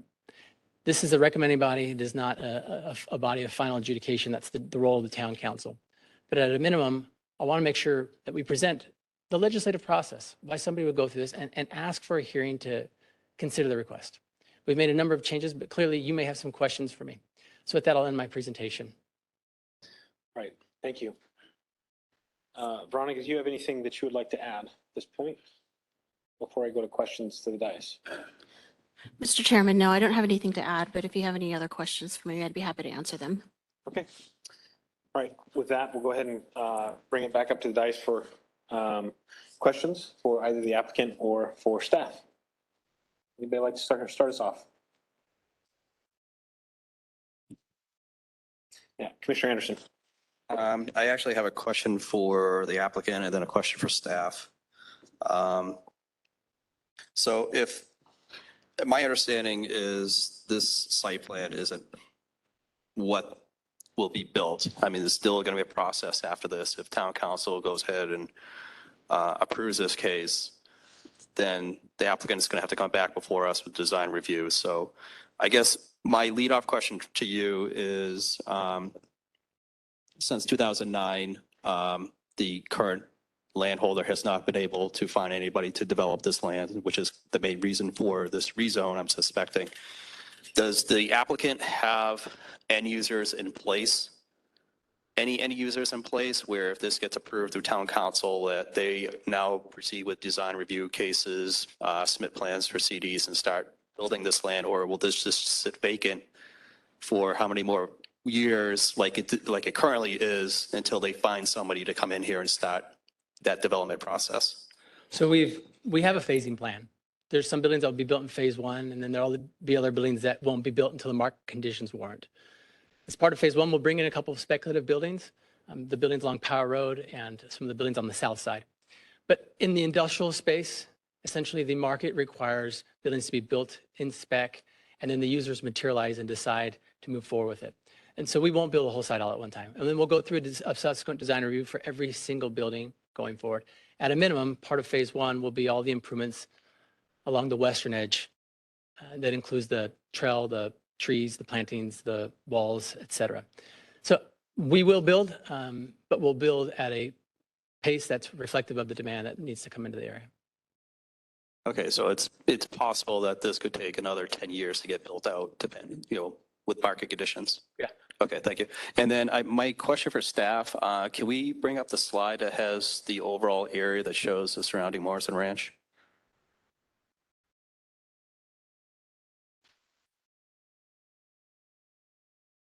So right now, it looks like there's a half-mile street between Elliott and Warner that goes east-west that will connect over to this proposed site. But when I look at the site plan, it doesn't look like there's a road that cuts through the site. So what would happen to that half-mile road? Once it gets to the western property line of the site, does it just dead end? Is there a turnaround? Does it continue somewhere else? Mr. Chairman, Commissioner Anderson, I assume you're speaking to that halfway point west of this proposed site. That is correct. So if you see the yellow portion that's Just north of that? it's just north of that little portion that sticks up. Commissioner Anderson, that's a trail. It's not a street, it's a trail. Oh, okay. It just looks like from here and from the aerials that it looked like it was a paved road. So It's a pedestrian trail with some landscaping. okay, thank you.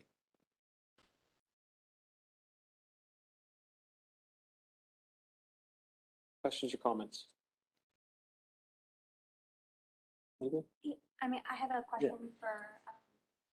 Yeah, Commissioner Gage. Sorry, so you just said that the improvements along the western boundary would be completed in phase one. The phasing plan we have in our packet shows those to be coming as at a later phase, a future phase. Is a new phasing plan going to be provided?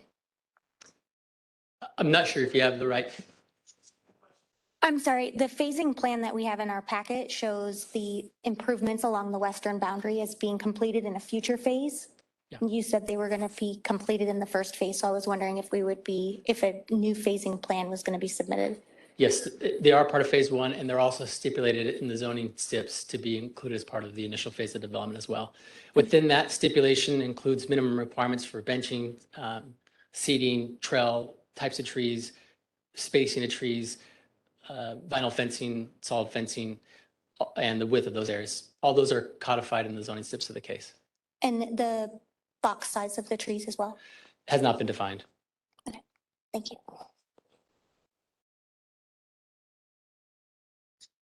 Anybody else? Questions or comments? No? I have one question for staff. With regards to the statute, are we holding the statute that we will finish this within the end of the year by choice? Or is that because we're stuck to that? And that might be something for legal with regards to, are we able to switch midstream at this point and say, hey, you know what, let's talk about this. It needs to be developed. Let's slow it down. Can we move to the new statute, or are we stuck on the old statute at this point? Mr. Chairman, I believe it was a staff decision to proceed with. Chairman, Planning Council, HB 2482, which was the statute that was discussed earlier that changed the law.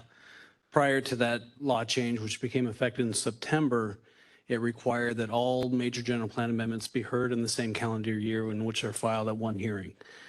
And what it now says that major general plan amendments have to be held within 12 months of when the proposal is made.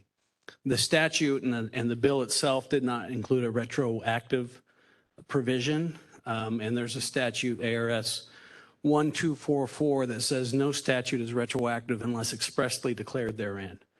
And so for the applicant, their position is, and we understand that this House bill, which became effective in September, was not retroactive and doesn't apply to anything that was filed before September because the legislature did not include a retroactivity language. So is it my understanding then that the applicant is self-imposing the old versus stepping forward with the new, or are we as staff doing that? I guess my question is, are we is it within our purview to say, hey, let's take our time on this and allow the additional time to vet this out, or are we stuck with the year? And whose decision is that to make? I mean, is it the applicant's, or is that ours, or is it because of statute? Adam, if you have anything to add, please do so. But the statute itself doesn't say that it can be or shall be applied retroactively. So the legal position is that the legislature could have done so. And had they done that, then all applications, it would have applied to 12 months when it's filed rather than having to be heard in the same calendar year. Understood. Thank you.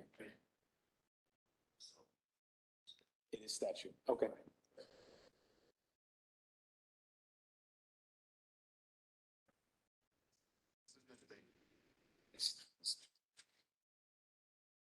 Okay, thank you. I just wanted some clarification for myself on that. Thank you. Are there any questions for staff or the applicant at this point? All right. With that, then I'll go ahead and close the public hearing on this. We'll bring it up to the dais for comments, consideration, and or a motion if there is one. Anybody like to start us off with comments? Yeah, Commissioner Bianchi. I'll throw it down to you. We'll start at the end and moved in. So I know last meeting I provided a lot of my initial comments, and I'm curious to hear what other commissioners say tonight. I appreciate the applicant's presentation. They're responding to a need in the market. I realize that there's an economic benefit to this as well, but is this really well-served long-term is the town really well-served by this long-term with this proposal, specifically at this location? There was a good exhibit in our packet that had an aerial with the residential with the site plan overlaid on it. And to me, it doesn't seem to provide a very good transition of uses based on the intensity of those uses. And I think it was a good exhibit to show that. I think to the positive of the applicant, he's listening, they're making some adjustments. But the proposal before us tonight, it's still too industrial focused as far as my estimation goes. I can understand that the current land use map may not be fully feasible, but I don't see this as the preferred path forward in this regard. And I think based on the proposal, I'm not seeing convincing evidence similar to kind of like to the last meeting to recommend major changes to the general plan and thus probably the corresponding rezoning at this time. Thank you. Thank you. Anybody else like to step in? Why not? Yep, Commissioner Davis. All right. I agree with Commissioner Bianchi in that with what the applicant proposed, that the existing zoning and general plan are they're very specific, and it's not a very viable plan in today's market. I get that. But looking at 5 cross-dock facilities right next to residential is problematic. I voiced that last month that I had concern about that. I did go look at the Dexcom building north of the airport. It is 500,000 square feet. This is bigger. Building 5 is bigger than that. Building 4, if built in that configuration with all 3 portions, is twice that. That's concerning next to residential. And I do appreciate the business park being added over on that side. I just don't think it goes far enough. You still have residential coming through. You're going to have those homes are going to hear that noise down at the southeast corner where the existing homes are. With building 5, you're going to hear the beeping. You're going to hear that noise that's happening back there. You're going to look out your 2nd-story window on those end houses, and you're going to be looking down into that or over into that. I think those things need to be taken into consideration. You have a lot of open space along your spine road coming through. I guess I'd be curious if you'd looked at maybe moving some of that retention area to the west side to provide a better buffer, to give that larger open space areas adjacent to the residential, provide that additional. So I'd like to see more business park, more smaller buildings adjacent to the residential. I understand the need for reconfiguring the general plan, that maybe some industrial here is appropriate, but I don't think the current design is appropriate. Right, thank you. Anybody else? Commissioner Fay. There are weaknesses to both sides of this, and nobody wants to hear most of these things, so I'm just going to charge into a few of them. I don't think the general plan stands for what a lot of people have held it out for. It does change. In fact, it changes every month, and it changes a lot. It is a big concept, and in fact, it could have changed tonight to something, well, I guess at least general industrial is a stronger use that is potentially within this corridor, stronger use, a higher, deeper use that really could have battery manufacturing plants in it. And a few of the points I've heard, the only way to get what you want, I've heard a number of people, I've talked to probably, well, not 100, maybe 36 homeowners in this area, and I'd say probably 2/3 of the time people talk about what we need is, and then they list specific businesses. Those specific businesses could have come in anytime in the last 13 years. The only way to get that is to buy it yourself and develop it. That is the only way to ensure you get what you want. And realistically, for people like myself, and probably most of you, that's just not economically feasible. That said, I live closer to light industrial than the vast majority of the houses here are going to be.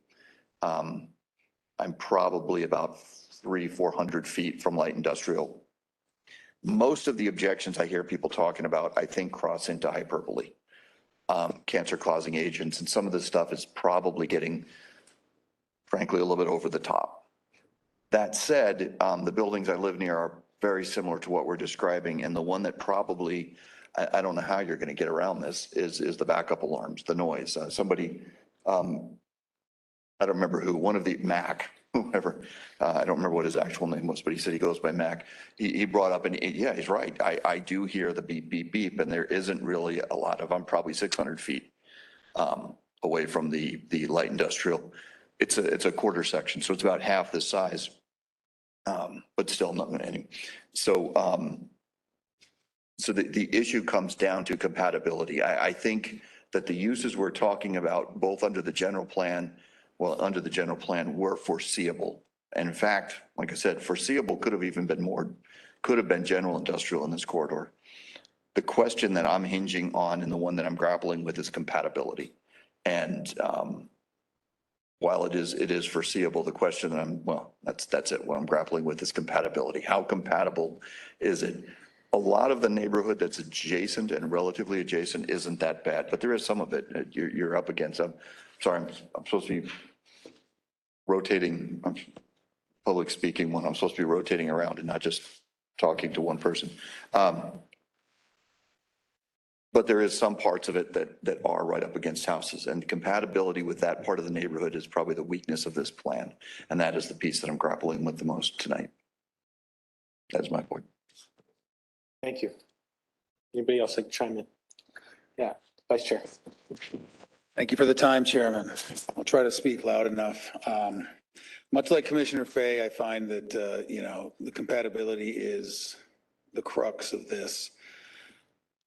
I'd like to touch on a number of points that I made notes on, and I empathize with all of you as individuals. And, as one woman eloquently put it, that you're humans, and, and so are we, and so are all the staff. And so the first thing I'd like to eradicate is the idea that somehow this is being pushed through fast. The process with which we are doing this, the reason meetings are falling on certain dates are because notices have to be sent out, the meetings have to happen, all of us have to be here.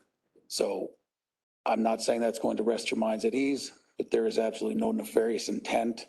The developer's not calling us and saying, hey, let's get this on the Halloween party. This date fell 2 weeks after the last meeting that fell 2 weeks after the notice. The last meeting had been set months or even a year ago.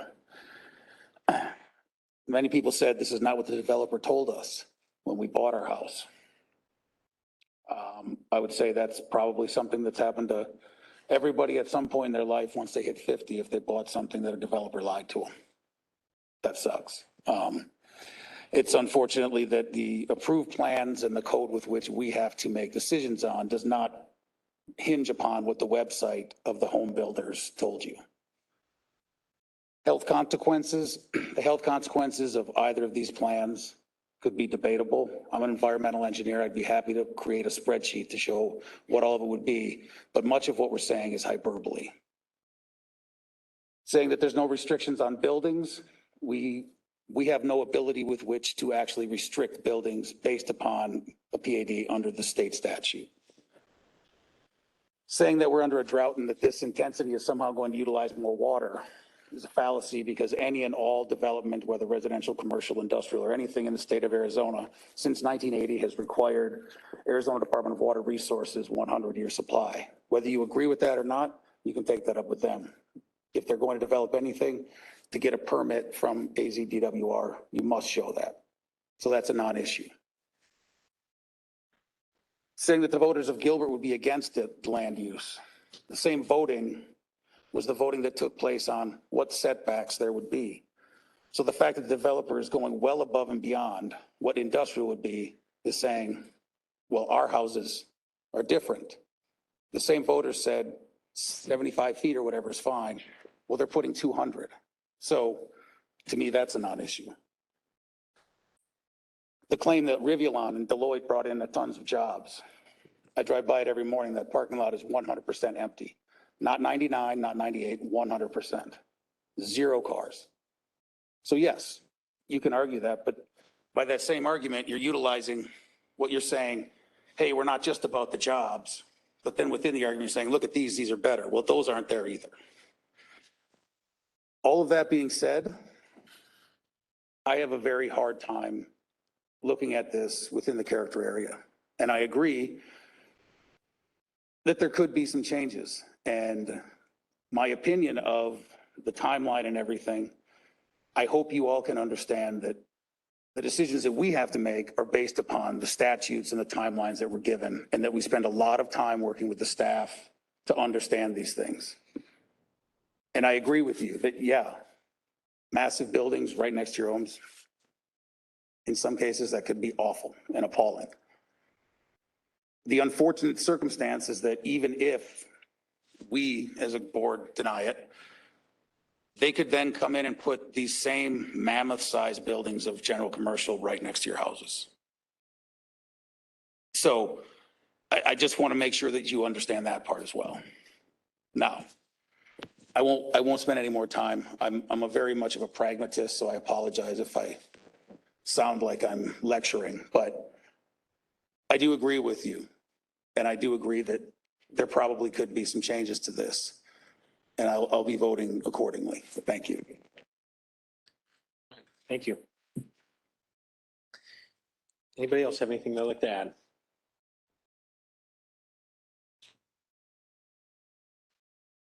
We good? All right, so I will add, I agree with, I would say probably 100% of what's already been said up here on the dais. Came into this tonight, I have toiled over this for the last few weeks. Yesterday, I toiled over the updated plan. I can see it both ways. I have gone to the property. I've stood actually probably close to where Mr. Mosley's house is, at the end of the street, and stood there staring at the open lot, trying to envision what it would look like. And there is a sympathetic or empathetic side to me that actually agrees with 100% of what is said. That being said, it's taking a look at it from a community perspective or town perspective and saying, okay, what is it that we need from a town that will help sustain us? Obviously, we all know residential is not going to sustain us. We need to have jobs. Is this the right mix of jobs? Will it bring enough jobs? Will it bring high paying enough jobs? I don't know. That's a crystal ball question that I think none of us have the answer to, including the developer. So we have to look at it from a perspective of what is right for the area. What is right from a character perspective?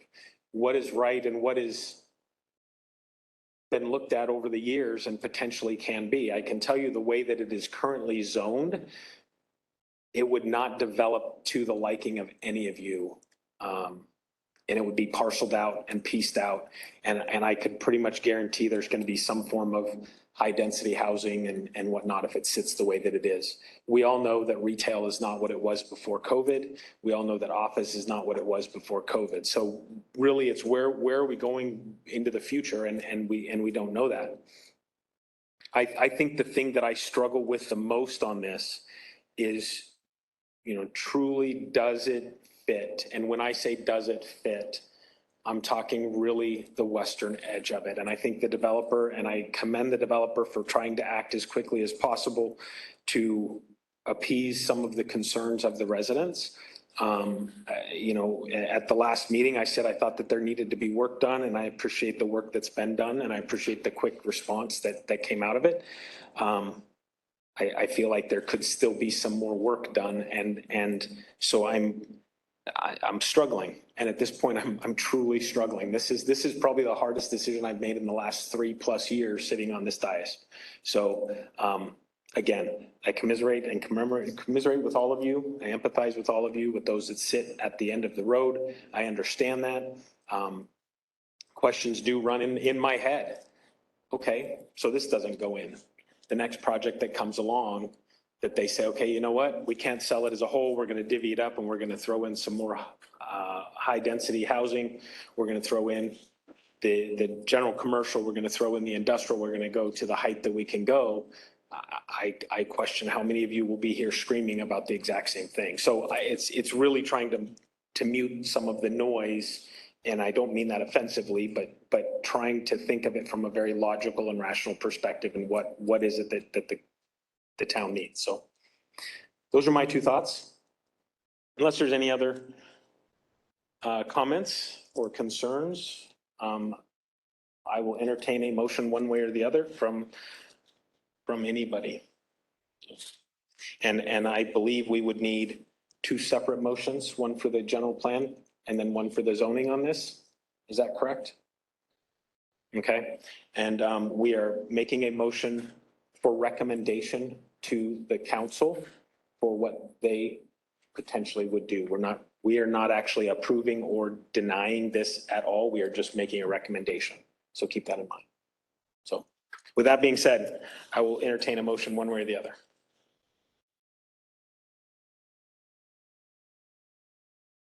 Commissioner Bianchi.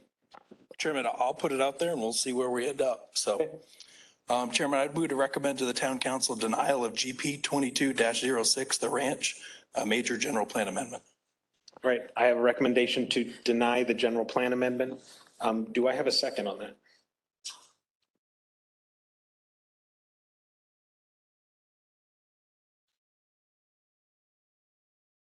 And I would entertain a dissenting motion if there is one.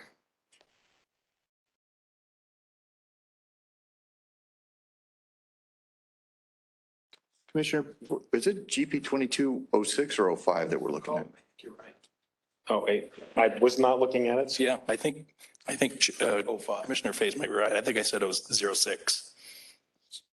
I don't think it requires any amendment. I think it's just a Scribner's. Okay, so at this point, I've got a motion on the table to deny GP 2205, the ranch, requesting the major general plan amendment. We have a motion to deny the request or deny recommendation to council. And I'm looking for either a second or an alternate motion. Does it die for lack of a second, or is the next? Yeah, I think the Robert's rules of the West Side, motion dies.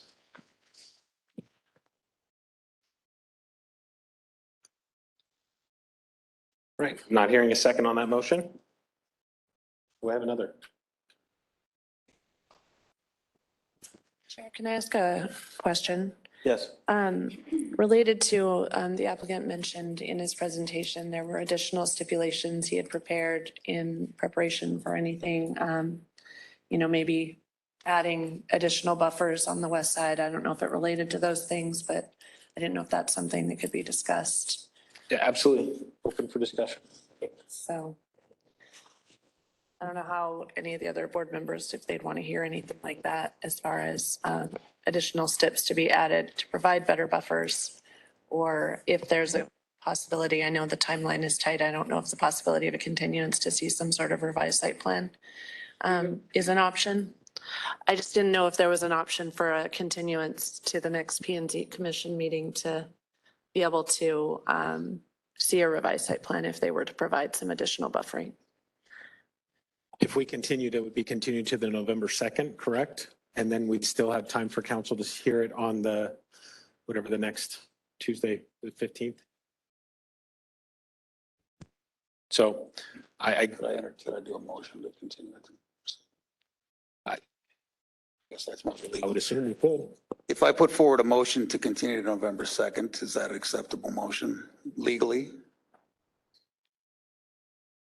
All right. In regards to GP 22-05, the ranch, I'd like to make a motion to continue this to November 2nd to see if we can find some greater resolution between what the citizens and the applicant have done. I'd second that motion. Okay, so Can I ask a question before we do a final thought? I just want to make sure I'm understanding the continuous. So the continuance is for the applicant to better define the site plan to help with the residents' concerns? Is that why we're continuing this? That's my understanding. I'd like to see what they can do to improve the site plan to provide better buffers based on the comments from the neighborhood and what the commission discussed.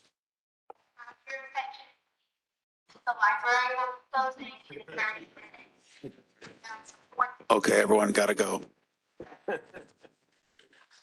Okay, thank you for that. So the motion would be to continue in order to allow the applicant additional time to address some of the concerns of. And I guess I probably overspoke, Chairman, and I apologize. I'll just simply say my motion is just simply to continue this to November 2nd. Right. I think I just want to understand why we're continuing it. I've got the same questions because I've been hearing the same comments for the last 2 months, and I've seen the applicant making some changes in response to those. I don't know. Is there more happening here, or are we just delaying the inevitable for 2 weeks? No, and I guess what I think would happen is that if there was a second, then we could do that discussion as to the why. Okay. And without a second, then this dies as well. Sorry, I misunderstood. Well, I think we did get a second from down there. Yeah, we would have. We are discussing it. By the vice chair and a second by We are having Commissioner discussion. Davis. So this is discussion. My apologies. I'm knocking your thing off. So I guess on what my intentions are is that the plan was put out, and I think that it would be disingenuous to say that they're rushing the plan because they were spending the last few weeks trying to make adjustments based on the input. Whether or not those adjustments were on par with what the expectations were, I won't comment. However, just simply the timeline, they had to do something and it was going to have to come in late. Now, with that in mind, I just think there could be some more to talk about. and some more that could be clarified as to what has happened on that site plan. And that's why I made that motion. Okay, so the main purpose of the motion for continuance is for the applicant to vet out the site plan that was just recently distributed with the surrounding area. How does that process now work? How does the residents get hold of that site plan? How is there communication between the two within this amount of, short of time? Commissioner Bianchi. I guess so. My question is, so we can keep continuing this process. I guess my question is, the applicant's not asking for a continuance. He's probably, based on my understanding, they're looking for us to act on what's been presented tonight. So I would probably vote nay on the continuance. Okay, any other comment? I do have a motion to continue. I have a second by Commissioner Davis. Should we take a vote on that? Is there any more conversation?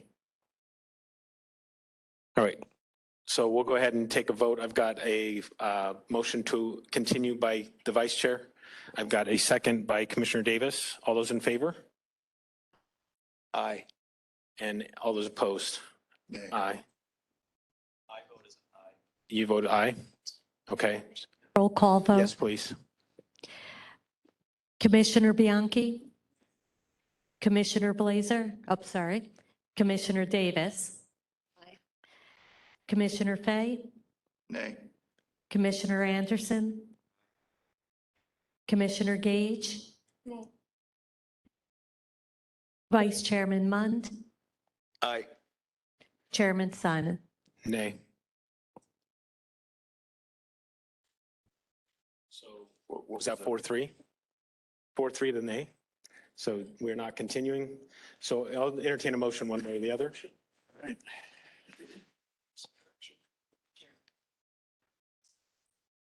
Yeah, applicant, Mr. Baugh. I think I can see the struggle that you're working through. And I don't know did you make the continuance motion? I can't remember who made the motions. No, Commissioner Munt. I think typically when you make that motion, you give direction to work on something in that interim time. So that way the applicant knows we're not just going back to repeat a lot of the same arguments, but we're working on some specific things. And I think what instigated the idea was probably your comment about working on that western edge. There's a building 8 and 11. They're about 500 feet from the property line. Those are behind the BP zoned area. If there was either direction from this committee tonight to institute that same setback of 500 feet from the residential property line for all of those industrial buildings facing that edge, then that essentially would push those, what is I think building 5 further away from that residential boundary, an extra, now 500 feet. That would also give room to put more BP along that perimeter edge. If that's the direction from this body, or if I'm just talking nonsense, you may decide to just make a motion with a stipulation along that line, or you can make a motion to continue it so the applicant can create that plan. But I think when I consider the balance of the case, we are bringing in an industrial product with commercial shopping centers and BPs. It won't change the nature of what we're trying to do, but it can change the nature of what you experience on the west edge. So if that is the direction, I think we'd be willing to work towards something like that. Thank you.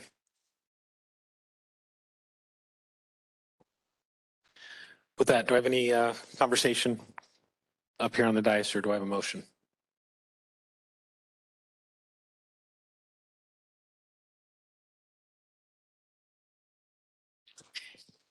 And I believe the motion can include stipulations if we do approve recommendation, correct? Commissioner, I'm going to make a motion that we recommend town council approval of GP 2205, the ranch as written, as is currently submitted. Okay, I have a motion to approve by Commissioner Fay.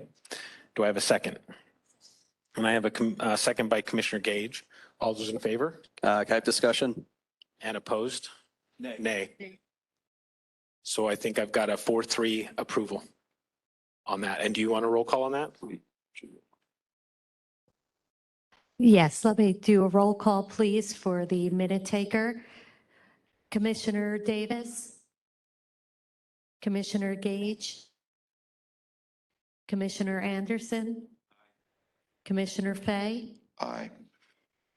Commissioner Bianchi, Vice Chairman Munt, Aye. Chairman Simon. Nay. Okay, so the ayes have it, and that is approved. So the general plan, the recommendation to town council is approved for the general plan amendment. I will entertain a motion on the zoning.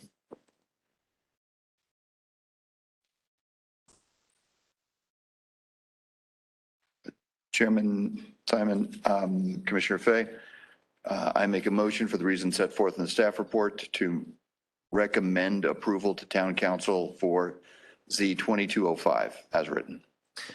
I have a recommendation to approve Z 2205 by Commissioner Fay. Do I have a second? I have a second by Commissioner Gage. All those in favor? Aye. Aye. Aye. All those opposed? Nay. We had a roll call? Commissioner Gage? Commissioner Davis? Nay. Commissioner Anderson? Commissioner Fay? Aye. Commissioner Bianchi? Vice Chairman Munn? Aye. Chairman Simon. Nay. It passes 4-3. All right, it is approved to recommend to town council. All right, thank you all for coming out tonight. Really appreciate it. Your input is very much appreciated.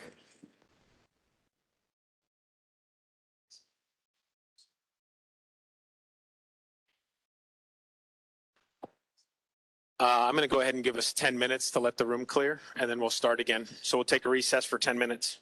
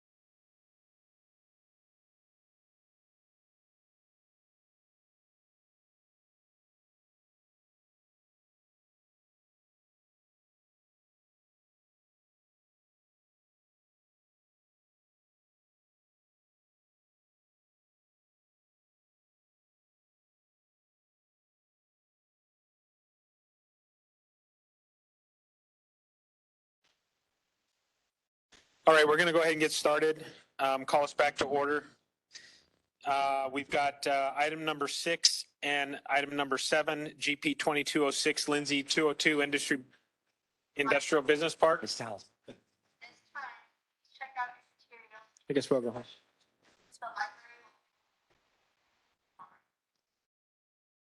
All right. And zoning, the Z 2206, Lindsey 202 Industrial Park zoning. So Keith, you're up. Chair Simon, members of the commission, good evening. This thing's on, right? Yeah, okay. My case that's before you tonight, after that super long one, is for the Lindsey 202 Industrial Business Park. The site is located at the northeast corner of Germain and Lindsey Roads, just south of the 202 freeway and the newly opened interchange at Lindsey Road. So you can see it highlighted there, and the site is also located within the Loop 202, the 202 growth area, as being right next to it. So I know Veronica touched on this a little bit earlier, so I really won't spend a lot of time on this, but this is the major general plan amendment kind of process, and obviously we're here at the second hearing, and then town council action will be by the end of the year, and it'll be on in November 15th, the same day as the other case. So as far as the request is concerned that is before you, it's a proposed major general plan amendment to go from general office, the whole site is general office currently today, to industrial on 90 acres, and then from general office to general commercial on a small little piece in the northwest corner of the site, and it's about 3.9 acres. And then the rezone for the site is to go from business park to light industrial on that that larger piece, 90 acres, and then from business park to general commercial on 3 acres. And I will show you what that looks like. So here's the general plan exhibit showing that the whole site boundary, and you can see the large piece, which is general office today, will go to industrial. And then the small little piece in that northwest corner is proposed to go to general commercial from general office. And then the zoning exhibit, you can see that little piece up there in the corner. That's the only 3.9 acre piece. It's the only part of the project that will be commercial. The rest of it will be 90 acres, is proposed to be 90 acres of light industrial. So here is a proposed conceptual site plan for you to look at. 87.90 net acres. It's over 90 gross acres. For employment industrial uses, the whole project is slated for that, except for that little commercial piece, and that's about 1.3 million square feet of employment industrial area. Each total office area square footage will be about 54,000 square feet. So there will be a portion of each one of those 6 buildings that's on large employment industrial buildings on the site will have an office component with it. Retail, commercial, that 3.9 acres in that northwest corner will have about 9,800 square feet of retail commercial space. And that plan shows it as one building. We have now seen the second submittal of the design review case, which is a concurrent application with this one. And it shows it as 2 retail pads now.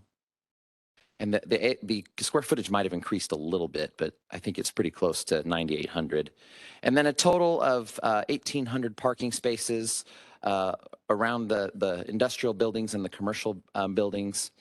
And the whole site as a whole has about 20% landscaping in the parking areas along the perimeter.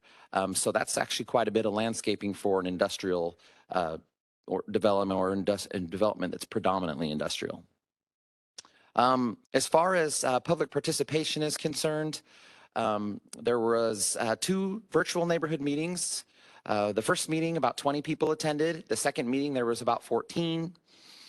And the input that was received by those surrounding property owners, they had some traffic concerns, as it's concerned with large truck traffic that would be generated by the site. There were questions raised by residents about noise, about truck noise generated by some of the potential users and the tenants. Residents also expressed concerns about permitted uses in light industrial. And some stated at that time that some of those uses would not be compatible with their community to the south. And then, of course, they had concerns about building size and proximity to their neighborhood, and then impact on their neighborhood. So as far as those two neighborhood meetings are concerned, a lot of the residents were concerned and not super supportive of the project in the beginning. But as things progressed and as the applicant was able to meet with these residents, they were able to resolve a lot of the concerns the residents had. So as it stands today, I believe I've only heard from one resident that was had some major concern, or not really major concerns, but that had any level of concerns left. So all of those concerns have basically been resolved by the applicant. They went through a substantial outreach campaign, if you will. That I think the applicant will talk about more neighborhood meetings that they've had, or meetings with smaller groups of neighborhood residents. So the applicant will address that. So the next steps, November 15th is the council hearing, and design review approval for the project, which is a concurrent application, is currently we're finishing up the second review now. So we don't have an ETA yet for exactly when that will be coming before you for design review approval. So sometime in the near future, that's all I can tell you. So that is it. That concludes my presentation. That one was pretty simple. So town staff, we recommend that you forward a favorable recommendation to the town council for both the major general plan amendment and the rezone case. That's it. All right. Thank you, Keith. Any questions for Keith at this point? Yeah, Commissioner Bianchi. Just a question, Keith. I think, was it last meeting that we had said, yeah, that's exactly perfect. So all of the truck bays, they've oriented the site so that none of them are facing any of the residential or the high school, correct? Chair Simon, Commissioner Bianchi, that is correct. None of those truck bays will face the residences to the south of the project site or directly face the high school. They're all internal to the buildings. Yeah, that's a good. Or internal to the inside corridors of the buildings, and so they won't face those properties. Sure. Okay. Thank you. All right. Any other questions? Commissioner Fay. Keith, I was reviewing this earlier today, and I'm looking at, there was something about the light on Germain in the middle that it was going to be restricted somehow. But now I can't find anything. Is it, what's to prevent truck traffic on Germain lefts and stuff on that light? Was it Concord Street? Yeah, I don't, Chair Simon, Commissioner Fay, I don't know what street that is. I can't remember. But I think, do we have a traffic representative here? Maybe Clint could speak to that. I'm glad he's here.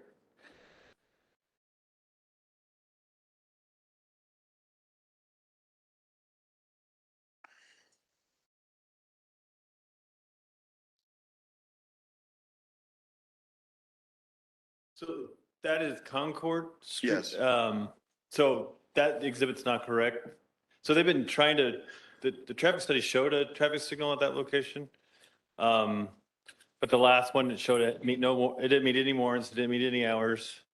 So we did have a meeting with the developer. They're going to take that out of the study. So there won't be a signal at that location, but it will be a full access. It'll be a full access. So we're not concerned about trucks deciding to not use the Lindsey and using the Germain entrance. I mean, there's nothing prohibiting them. They can use it, but as far as delay and capacity, it can handle it. So the delay was for an unsignalized intersection was quite low. So I think it was either a D or an E. And so per standard, you're allowed to have 90 seconds of delay during peak hours before you have to consider any kind of mitigation. So. Okay, so there won't be a light. It'll be free access. Trucks can make lefts in or out at that location. Right. Even, and we won't. Yeah. So it won't be restricted also. If they're not comfortable, they can use the light on Lindsey. So. Okay. But if they can't find gaps or whatever. Is that it? I think so, yeah. All right, any other questions? Is the applicant here would like to give a presentation? Well, I guess that's it. Thanks. Good evening, Mr. Chair, members of the commission. Benjamin Tate with Withy Morris, 2525 East Arizona Biltmore Circle, on behalf of Creation Equity. Delighted to be back in front of you talking about this. I do have very good news, given your patience. The pizza should be here in about 5 minutes. So if you wait just a little bit longer, everyone's going to get fed. Really excited to talk about this project. And again, I'll try to be brief because we covered a lot of this at the last meeting. And I think I'll just stick to two things. And actually, really just, yeah, two things. And they're related. One is the outreach program that we went through and the extensive engagement that we did with the neighborhood to make sure that there aren't people in the stands here or in the seats here opposing this project tonight. And in fact, they're now supporting it. And the changes that we made as a result of that. So just very quickly, it is currently zoned business park. We're proposing a mix of light industrial and general commercial. A very small amount of general commercial, as Keith said, at the new signal on Lindsey. Current general plan is general office. We are proposing industrial with a small amount of general commercial. Overall, again, the biggest change that's necessitating this project is the full diamond interchange at Lindsey Road, which opens up a whole new world of possibilities for this site and really necessitates this project as an employment campus, but then also including a small amount of retail and commercial that will serve the surrounding neighborhoods. This is a more current site plan. The one that Keith had was a little bit older, and there's a couple of things that I'll point out that have changed. The most significant is that you see that roundabout in the center of the main four buildings there down close to Germain. And the idea behind that, again, goes back to the traffic piece of this, which is trying to direct all of our truck traffic to and from the signal at Lindsey. And so this roundabout there now gives us, because we're designing it as a roundabout that has a radius that can accommodate semi-trucks, to then recirculate that traffic back to the Lindsey signal and avoid going on to Germain. And just to touch on what Keith and your traffic department said as well, originally our TIA did recommend the signal at Lindsey Road. The city asked us to remove it. At the end of the day, we're going to do what the city would like us to do. And so that signal, again, actually our site plan here is actually been a little bit updated since then. That signal on Concord is no longer there. And again, Commissioner Fay, I think this probably touches on what was intimating your concern here is sort of unfettered truck usage of that driveway, that full access driveway without a signal. At the end of the day, the whole idea behind the circulation pattern on this site is to push as much, if not all, of our truck traffic to and from the signal on Lindsey Road. And using both the roundabout and signage within the site and the circulation pattern, the vast majority of that truck traffic should circulate to and from the signal at Lindsey, so that if any trucks are using that Concord driveway, it will be a very minimal number. These are just some renderings of the proposed design of the project. It's really a joy to work with Creation, which is an arm of LGE Design Build, which you can see their work all around the valley, including here in Gilbert. The Collab, which is in downtown Gilbert, is a perfect example of the quality of work that they do. And this really will be a stunning project at the end of the day. Here's some renderings of what the food and beverage and retail uses could potentially look like. So here's our outreach timeline, which is probably the most important piece of this. We started with this back in January of 2022 with a neighborhood meeting for what was originally a smaller site, which was just the 40 acres on the hard corner. Then we expanded that to the larger 90 acres, 94 acres, and had another neighborhood meeting in April. And then from that, we got a lot more feedback. We got a lot more interest from the neighborhood. And that really sort of kicked off what was a much more person-to-person outreach program. In particular, Tara and Krista, who are the two neighborhood leaders from Copperleaf that we spent a lot of time interfacing with, them acting as a conduit to the neighborhoods to really filter all of those concerns and figure out how we can improve the project in terms of landscaping, in terms of building setbacks, in terms of building orientation and traffic flow to ensure that this project was compatible with the community. And so we held a number of those meetings. Then we had another neighborhood meeting in June. This was an in-person neighborhood meeting at Campo Verde High School, which is right next door. And then from July to August, just a lot of in-person, one-on-one interaction to confirm that we were really touching on all of the things that the neighborhood was concerned about. The last of which Keith mentioned, and then I'll shut up, is that there was a concern about certain uses that are permitted within the light industrial district that would not be uses that would be compatible with nearby neighbors, nor desirable. And as it turns out, those are uses that are not desirable to the developer as well. And so what we identified through some collaboration was a list of land uses that are permitted in light industrial that we have both agreed are uses that will be restricted privately through CC&Rs. And so that is something that we will be moving forward with. We've agreed upon that list, and ultimately that will be included as a list of restricted uses that will not be permitted when this project hopefully moves forward. And I'll just leave this up on the screen. This is ultimately the economic benefits that the town would see with this project, which are pretty astronomical numbers in terms of the positive economic benefits the project would have. And with that, I'd be happy to answer any questions. All right, thank you. Any questions? No softballs? I got a softball. Pickleball courts? What's that? Pickleball courts? Yeah, so, and this is honestly something that we're seeing more and more frequently with industrial developments of this scale. You got them way up there in the northeast corner of the project. You know, people who work here want to have fun too, and maybe they want to go on break and they want to play some pickleball. There's a great example of this out in the West Valley, and the LG guy might remember which facility it is, has a full-size, full-court basketball court in their front landscape setback area. So it's actually out showcased on the front of their frontage with a 1 million square foot industrial building. They've got a full-court basketball court that their employees are able to enjoy. Very cool. But was there a sound study done on the pickleball court? I suspect that given its proximity to Loop 202, that the pickleball courts will be the least of concern. No sense to me whatsoever. I mean, it's not a bad thing. They're popping up everywhere. All right, thank you. If there's no other questions, I have no community or public comment cards. There's no stack. So.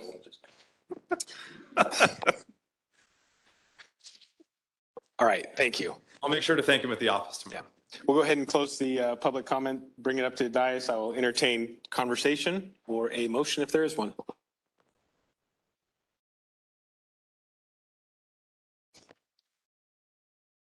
If there's no comment from my esteemed colleagues, I will expedite this and make a motion to approve GP 22-06 Lindsey 202 Industrial Park. And am I correct that I need two motions? I think we need two separate motions. Separate, As a okay. motion So I'll to stop recommend there. approval. I'll second his motion. So I have a motion by the vice chair and a second by Commissioner Fay to recommend approval for GP 2206 Lindsey 202 Industrial Business Park. All those in favor? Aye. Aye. Anyone opposed? Not hearing any, the motion carries. I will entertain a motion or conversation for the Z 2206 Lindsey 202. Thank you, Chairman. Seeing no conversation, I will make a motion to approve Z 22-06 Lindsey 202 Industrial Business Park. I have a motion to approve by the vice chair to recommend the zoning change for the Z 2206. Do I have a second? I'll second. I have a second by Commissioner Blazer. All those in favor? Aye. Anyone opposed? All right, not hearing any, the motion carries. With that, we will go to communications. That's study session. Yeah. So, and we don't have executive session tonight, correct? All right, I'm going to go ahead and adjourn the meeting. Thank you all for coming out this evening. We will go into our study session here in about 2.5 minutes.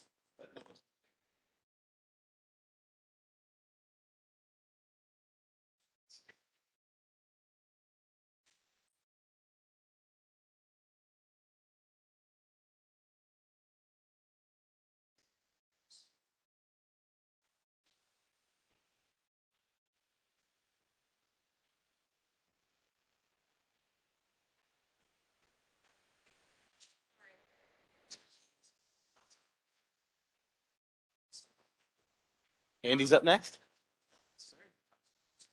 A quick one and a long one.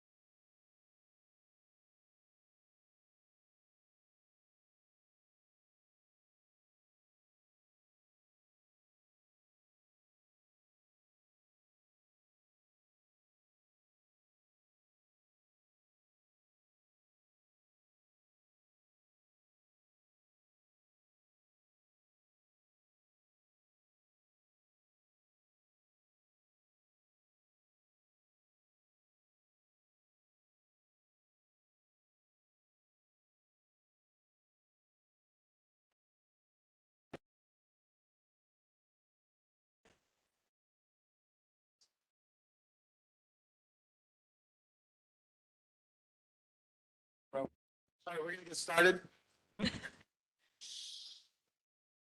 All right, we're gonna go with DR 22-110, 110, Andy's Frozen Custard, and Noah. Thank you. Chair Simon and Commission, thank you for the opportunity to present to you on something a little bit smaller scale than what you've seen for the rest of the evening. I'm trying to go quickly on this one just because the second case is probably a little bit larger and is worth a little, probably needs a little bit more time. So I'm going to go very quickly on this one. This is a here's the clicker. My apologies. I got two screens here. So this is a just a DR case for an Andy's Frozen Custard. It's on about 0.75 acres of property in the Islands PAD. Just looking for some feedback from Commission regarding the building elevations, site plan, and some grading and drainage notes, which I've left in the presentation. I'm just going to introduce those to you briefly and open the floor for discussion with the Commission. So again, it's located here. It's the final vacant plot of the Islands PAD, or the Oasis at the Islands Shopping Center within the Islands PAD.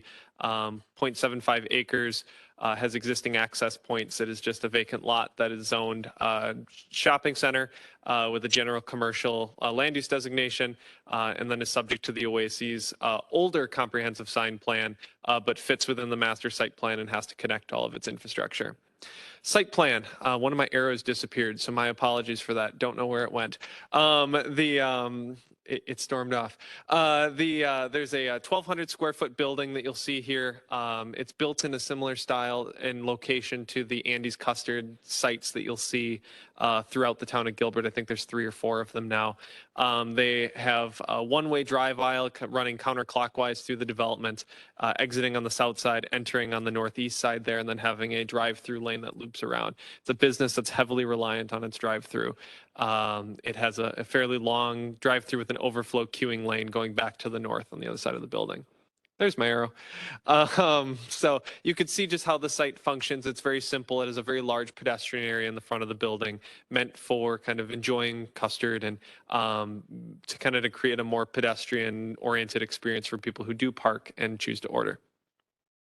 Landscape plan is very simple. It's consistent with the streetscape themed tree master plan, uses the trees that we require in this area. It's consistent with the existing landscaping in the Oasis, which, as I've mentioned, is already almost fully developed, uses the same tree palette as that development. So there were no concerns from staff regarding landscaping, but I wanted to just show you this plan because you get a really good idea of how the site is laid out and how the building and landscaping will interact. Grading and drainage, it'll be, drainage is provided just via underground retention tanks and a shared retention basin that's shared with the Chevron gas station to the west. Staff has identified some issues regarding grading and drainage. There's a minimal protection against sheet flow on the Elliott Road side of the site, just because there's a channel they've provided that's only about a foot deep, and that creates some potential challenges that staff has found with the a potential grading and drainage layout. While obviously grading and drainage goes into our engineering review and is primarily the subject of their review, any comments that are provided from the staff report exhibits regarding grading and drainage are welcome as well. The elevations, the fun part to look at, the Andy's Custard site has a pretty large blade that's coated in a Nietzsche board, a vinyl cement siding that's meant to look like real wood, a tan brick that covers most of the back room, kind of food preparation areas in the rear of the site, and then aluminum fascia and some large glass paneling for that customer ordering area. There's no customer interior area here, so everything that the pedestrian and the customer is going to experience is on the exterior of the building as well. So this has been approved by the Property Owners Association. It's still a pretty active design review board for that community, given that that commercial area has been filling out. So they did give approval for this. However, you're still welcome to comment on any concerns that you have regarding the design for the site. And then here's just some samples of the materials that I mentioned on the previous slide. Again, pretty standard, and it actually mirrors an existing Andy's that exists in Mesa here. This is almost exactly what you'll be seeing on this site, except for different site access and parking arrangements. So as for the building itself and the pedestrian area, this is almost a carbon copy of what you'll see at this site. lighting, all of that is all similar to what you'll see. The only difference I would point to is just the drive-through canopy is slightly smaller and is adjusted a little bit just because of the town's fire standards and design standards. So again, since this is a applicant who's looking to go to construction documents at risk, this needs to go through a study session and needs to be have feedback provided by commission. Staff is looking for feedback on the elevations, site plan, and any notes on grading and drainage suggestions that you have based on the exhibits in the staff report. Any questions? All right, questions or comments for Noah? Yeah, one question. You used the Mesa example. Is the layout of the one on Gilbert Road different than what this one will be? It's slightly different. The parking area is a little bit different because of the really tight site design on this, because it's on only 3/4 of an acre as opposed to closer to an acre. And the kind of narrow nature of the site, it's got one-way traffic and its access points are going to function a little differently because it's fitting into an existing site plan. But otherwise, it still is very similar. And the building and the patio itself is extremely similar as well. Okay, because that's what I was going to say. The building and patio, it all looks. Yeah, I use the one in Mesa because it even uses the same materials as the one that's proposed here. The one on Gilbert Road has a bright red blade that doesn't fit in with the Oasis shopping center. Great, thank you. Right, thank you. Commissioner Bianchi. So Noah, I will always defer to Commissioner Fay on this. So on the drainage that you talked about, what's the workaround there if we're having concerns? Do they put in additional tanks? Do they have to do anything more with the sloping and drainage? What would be the potential input that you're looking for? Right, so that's a possibility. Is the retention basin that they have, Commissioner, is it's suitable for holding the volume that they're seeking to put in there right now for the given tolerances that are required for that. I suppose the suggestion could be additional storage tanks. I realize that grading and drainage can be a difficult one to discuss. Obviously, we're just open to any comments that you have on the grading and drainage. Anything also that just stands out, for example, I know that we have issues when it comes to putting retention swales and basins in the front landscape setback there, for example. And while that's not explicitly a basin, and it does slightly avoid the restrictions we have on basins in the front landscape setbacks of sites, it's something we still wouldn't necessarily be, fully, looking to support. But again, really, that's the feedback we're looking for. It's fairly limited. It's just of any immediate observations from reviewing the exhibits in the staff report. The other question I had was just on circulation. You've got the parking on the other side away from the building. You've got the drive-through lanes there.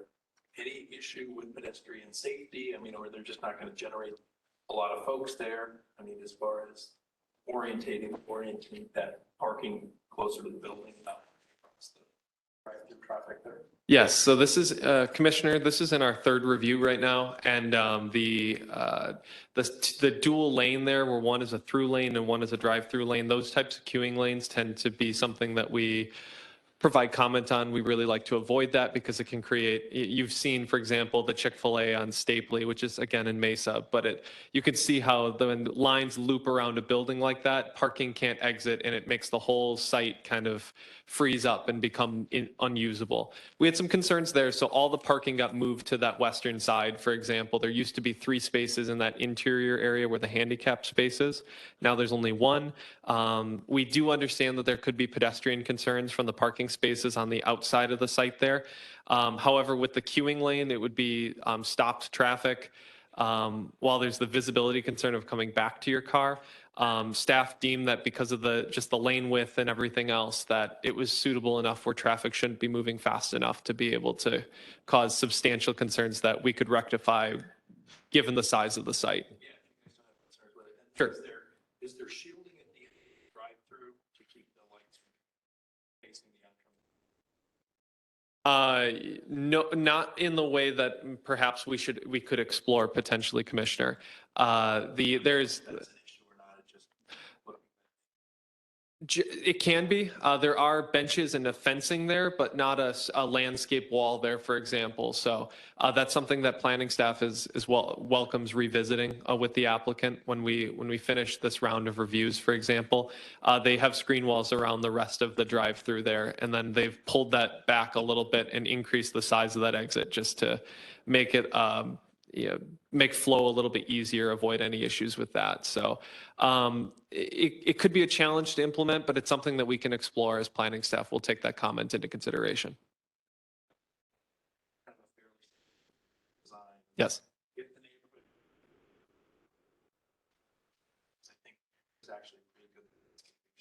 Mhm. Excellent. Thank you, Commissioner. Commissioner Fay. Thank you, Noah. Yeah, I have actually, I'm complimenting. One, I have no problem with the drainage. Although I encourage you that interplay between landscape and drainage is always to be encouraged in my mind. That's always a benefit, but knock yourself out. No, the complimentary part really, Commissioner Bianchi hit both these points, is it relates to the traffic flow. I noticed my biggest concern when I always look at these is making sure if there's backup, and there's going to be backup because it's Andy's, that the backup either wrap around the property or wrap up onto the landlord's property and not out onto the street. And I've noticed in the last couple of years, I don't know if it's applicants are changing or city staff has gotten tougher with them.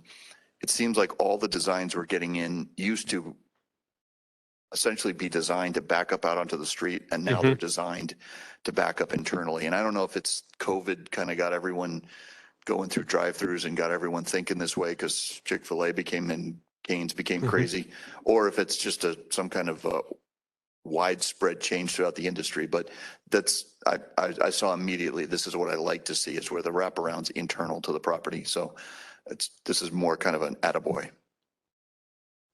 Thank you, Commissioner. As one more note, the exit on the south used to be dual access or two-way access to allow entrance into the drive-through, and we chose through the design review process to push against that and say that that wasn't going to be acceptable just because it will back out into the landlord's property and create circulation issues in the access drive. So we took care of that, and we encouraged the internal circulation as well. So yes, it's a great example. Thank you, Commissioner. All right. Any other comments, questions? I just have a quick question on Commissioner. lighting. On the elevation that you showed of the existing one, it looked like the lighting, it's kind of in a interesting pattern, but I was curious if those are recessed. I couldn't quite tell. You're definitely going to see the underside of this with the way that it's angled out towards the street. So I think we just want to be cautious on that it's not going to be that they are flush. And it looks to me like the planners in Mesa were kind of sleeping at the wheel on that one. Thank you, Commissioner. We'll take that feedback into account with the end of this current design review. Thank you.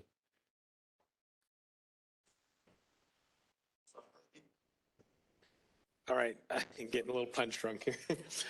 No, I have no problem with it whatsoever. My only question is, and actually with the drainage, I would think obviously staff can work through that. Is this something we're going to need to see back, or will staff be able to push this through with our comments that we've given? It sounds like we're pretty much all in agreement that for this piece of property, it works. Chair Simon, it's currently on the schedule or the agenda for the December 2 hearing. They want to do construction documents at risk, so we can grant administrative approval and work with them to begin that, but it would still have to come back for a hearing item ultimately, unless that I discover in reading our code, because I'm still fairly new here, that there's some method by which we could grant administrative approval in a master site plan. So we'll take a look at that, but with the amount of work that's gone into this and the amount of back and forth there's been, I think it makes sense for it to still come back and be a hearing item on the 2nd or on the 7th of December. Okay, great. Perfect. Any other questions or comments for Noah? Did you get what you need? Yes. Awesome. Thank you. Thank you, Chair. Thank you, Commission. Yep. Chairman, Move on to, if I could request a 1-minute intermission, just to steal all the tablecloths, we need to return those. yes. Thank you. Getting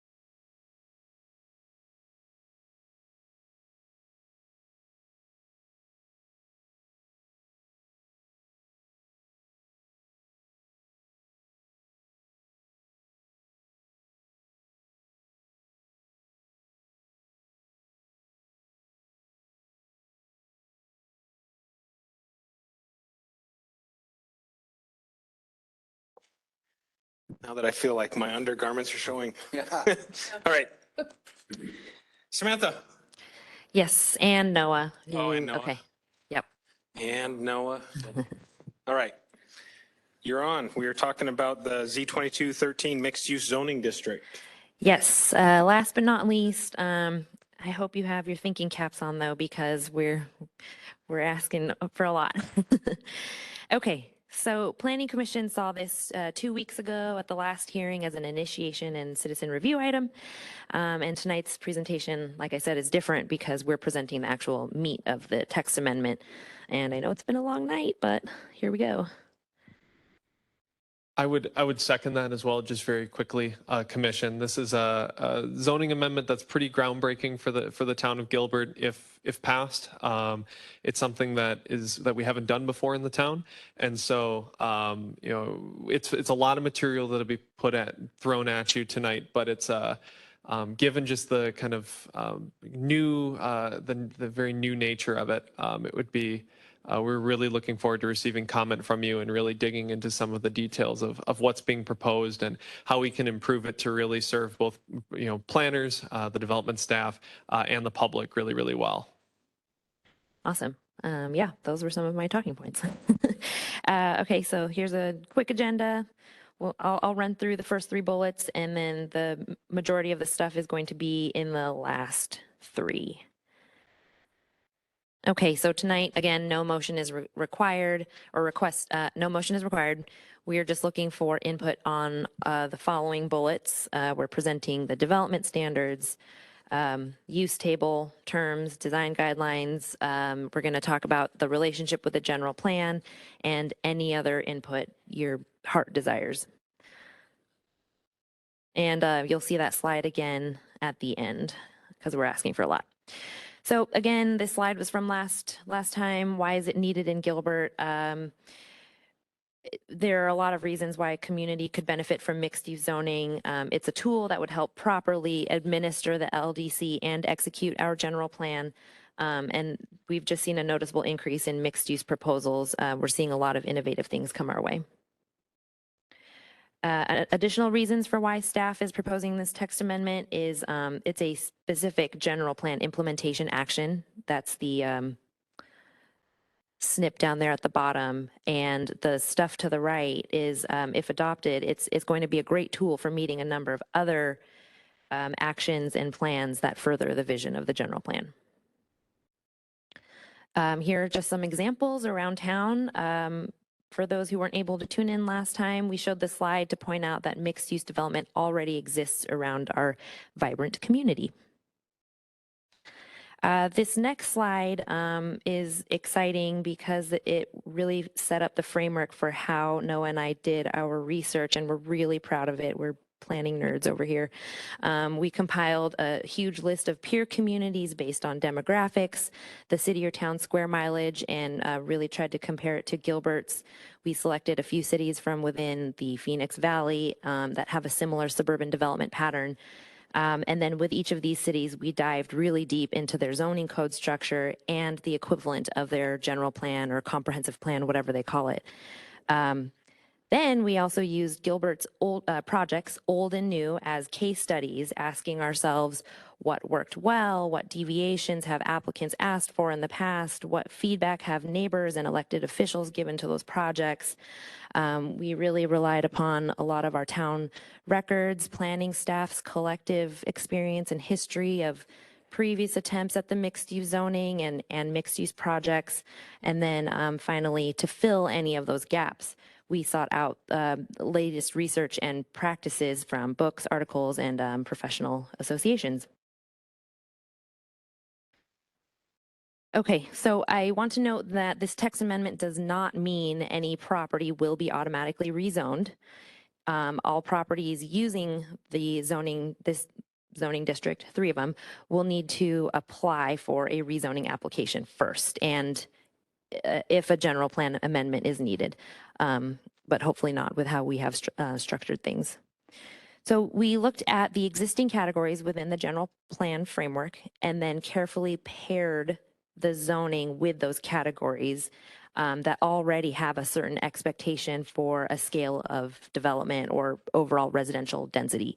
And we think this strategy will make it more predictable of what's going to develop the remaining infill parcels and even redevelop existing parcels. So you can see here on the left, those are the names we chose, small, large, and regional. And our intent is to create options for different scales of development. And hopefully that is going to be appropriate for certain areas around town, again, as framed by the general plan. And that is a good segue into what Noah will be talking about next. Sure. Swap mics here. Mic. Here we go. Now, Commission, I'm going to structure this study session just a little bit differently due to the kind of large amount of content and the large amount of input requested. I'm going to present the districts and the development standards for those districts, which you're starting to see on the screen already, as one kind of block of information with some recommended input or requests for consideration. I have a discussion slide in the middle as essentially kind of a page break to discuss those, since they really are the foundation of what we're proposing. And then from there, we will introduce all of the other components of this that are required to make this work within the Land Development Code, the design standards, use regulations, additional standards that you'll find in the rest of the code that have to conform with this to make it legally work. So bear with us as we try a slightly different format just to try to break things up and make sure that the discussion is really is focused. So I want to present to you the mixed use small district first, and I'll try to go quickly through the development regulations themselves and get right into some of the considerations that we're having as planning staff. You'll see that this is meant to create small scale mixed use development. It has a max height of 40 feet, for example. It's meant to kind of create development at the scale that would actually probably be pretty familiar with residents of the town. It's meant to have a fairly controlled range of density, just given the general plan categories it's allowed in. It's designed for smaller sites. And it will follow the regulations that you will actually see pretty consistently throughout the 3 districts.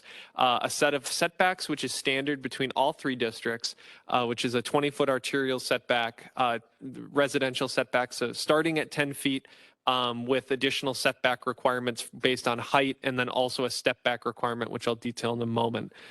It also employs the use of a build to line on front and street sides.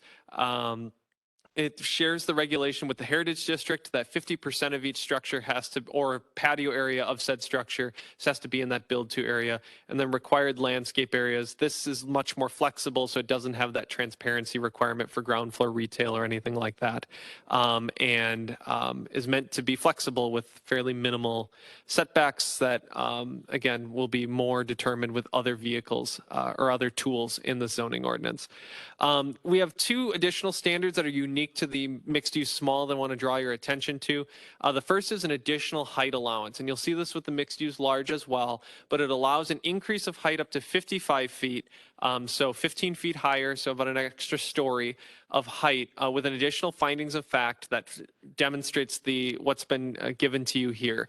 Additional separations from single family residential, a ground floor non-residential use that really keeps the intent of the mixed use district, conformance with our mixed use design guidelines, which do a lot to regulate screening in relationship with surrounding uses, and then just demonstrate by planning staff's recommendation that they've mitigated the impacts of that height.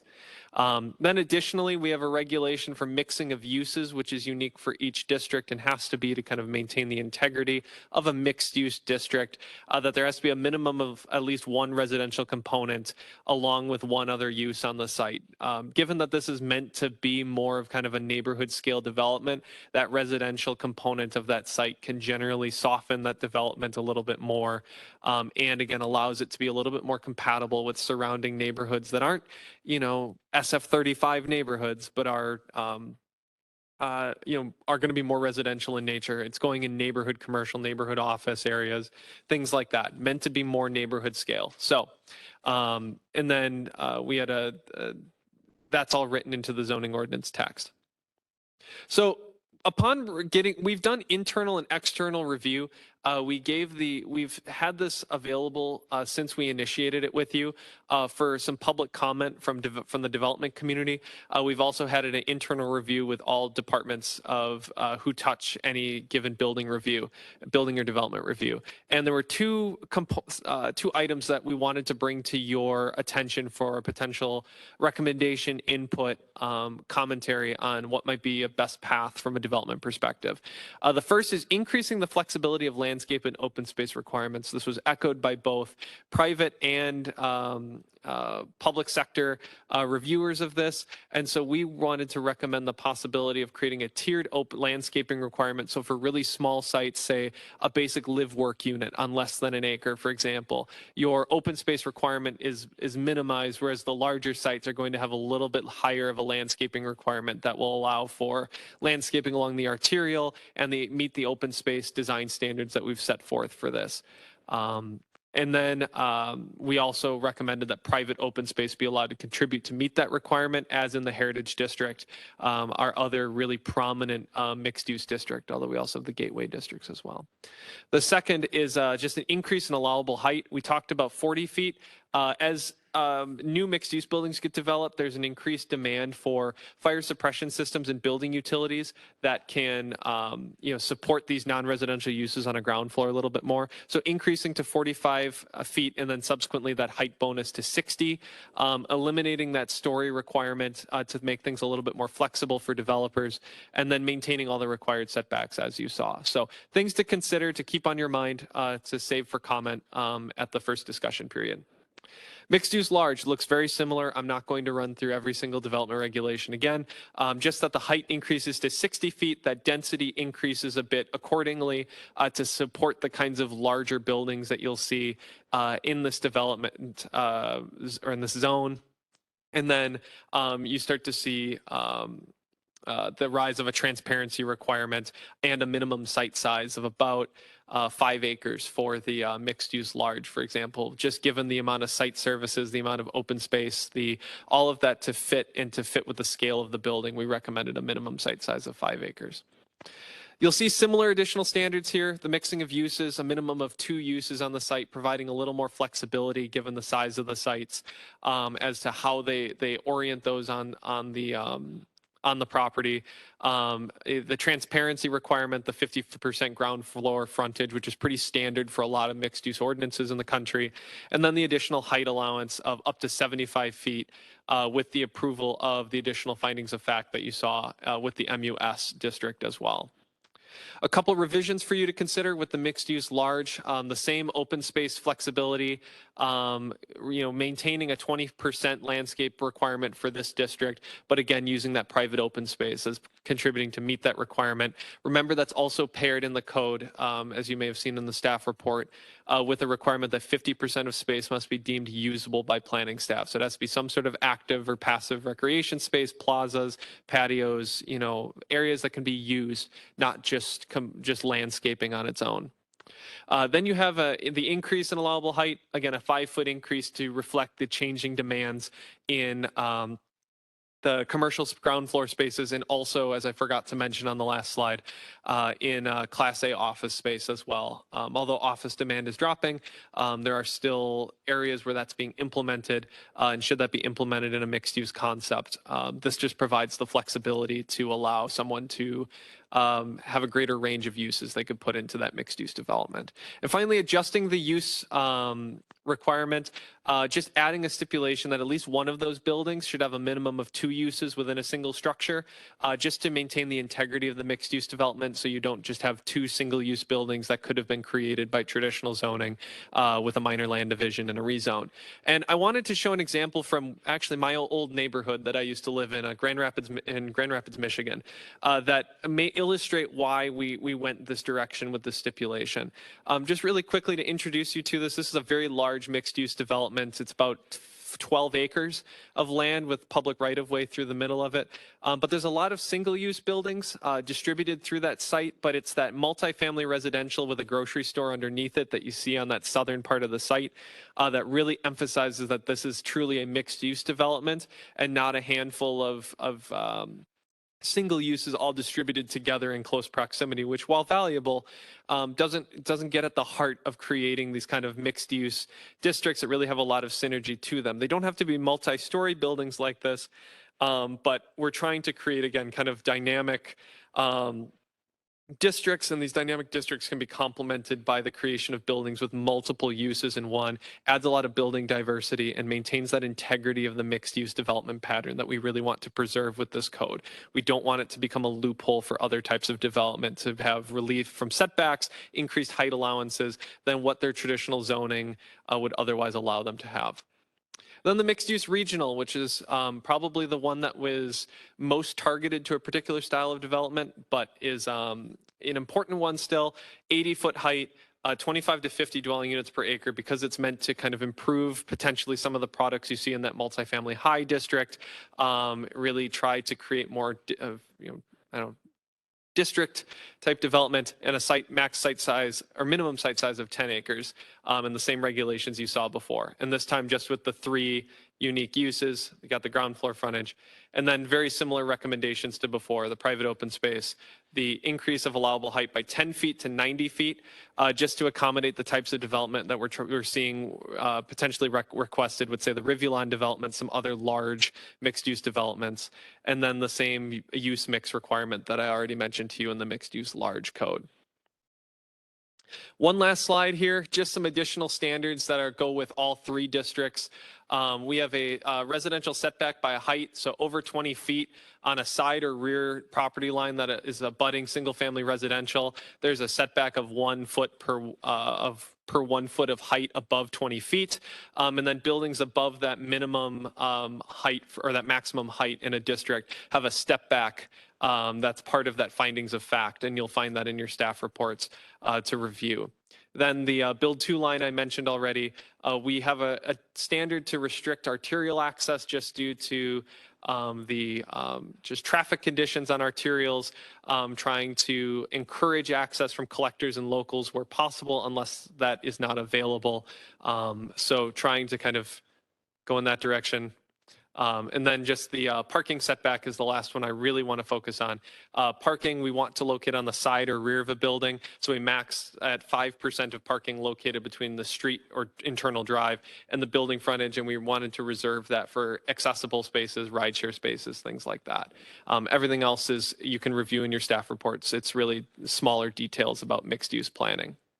The last revisions I wanted you to consider for the regulations that cover all 3 districts is the elimination of the build 2 requirement along arterials. We have a contradiction in the code right now where the arterial has a 20-foot setback, but the build 2 line requires you to come within 10 feet. You can't have that, and we've deferred to comment from other town staff who believe we should maintain that 20-foot arterial setback with the landscaping requirements we have along arterials, and then just maintain that build 2 line for, say, collector and local streets, and then also for internal drives and streets within a larger development, for example. And then just adjusting the tract requirements, which is an engineering concern that I'm going to skip given that it's 10 p.m. at night. And I welcome any and all feedback on that in the general comment portion if you have any. So that is the introduction of the 3 districts. I knew it was a lot to throw at you. The rest will be a little bit quicker to go through, but I wanted to offer an opportunity to comment on the development regulations of the 3 districts because these provide the foundation for everything else that we propose. So I want to open it up to the chair and commission to comment on. Thank you. All right, Samantha and Noah, thank you very much. Questions, comments at this point? Yeah. I think so. Yeah. Yeah.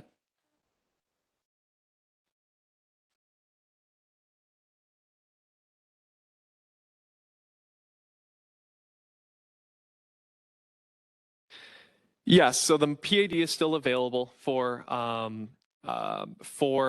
developments. The goal of this was to reduce the reliance on the PAD because pretty much every mixed-use development that has to come in outside of the Heritage District has to go through a PAD overlay rezone, for example, to get the deviations that they need to build it.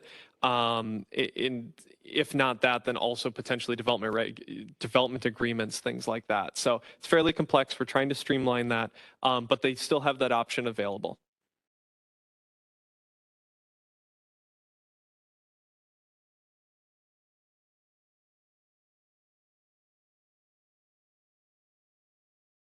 Mm-hmm.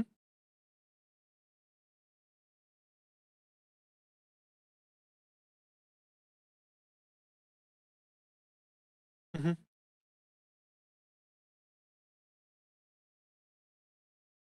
Right. And that's an important balance that we have to have, because on one hand, you know, we had a comment that discussed that the Heritage District, for example, has a lot of flexibility to create mixed use developments. Sites that are outside of the Heritage District that's really designed already for that kind of mixed use development have a lot more site challenges we have to work around, like, you know, adjacent single family residential uses, things like that. And so we were trying to play this careful balance of providing restrictions enough to make this really work and something that people are comfortable with implementing in Gilbert, with, you know, given where this might go in the town, for example, while also still providing that flexibility. So if there's areas where flexibility, in particular specific regulations that might be too binding, we're completely open to that feedback. Now is the time to provide that comment, just because it's really valuable to us.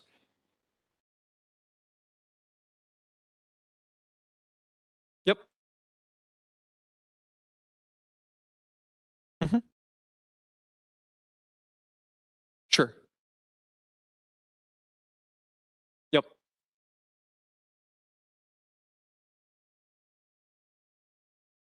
Yes, I'm really glad you identified that. That was the first idea rolled out by planning staff as a recommendation.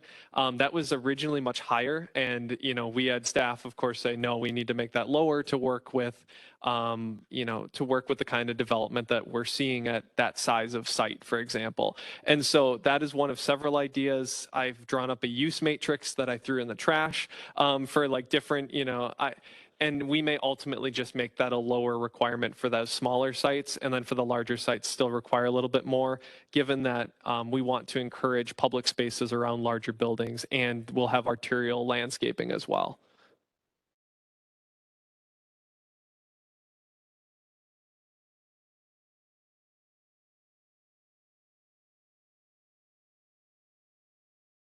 Mm-hmm.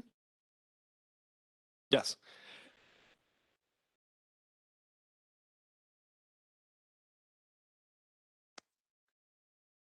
Yes, there will be two places you can go for guidance on that. The first is that there's active and passive uses that are detailed in the code. However, that can still be kind of hazy. And so we also outline some of this, of what counts in this and what types of spaces we're thinking of, with photo examples in the design standards as well. Yep. Great. Anybody else? Yeah, Commissioner Bianchi.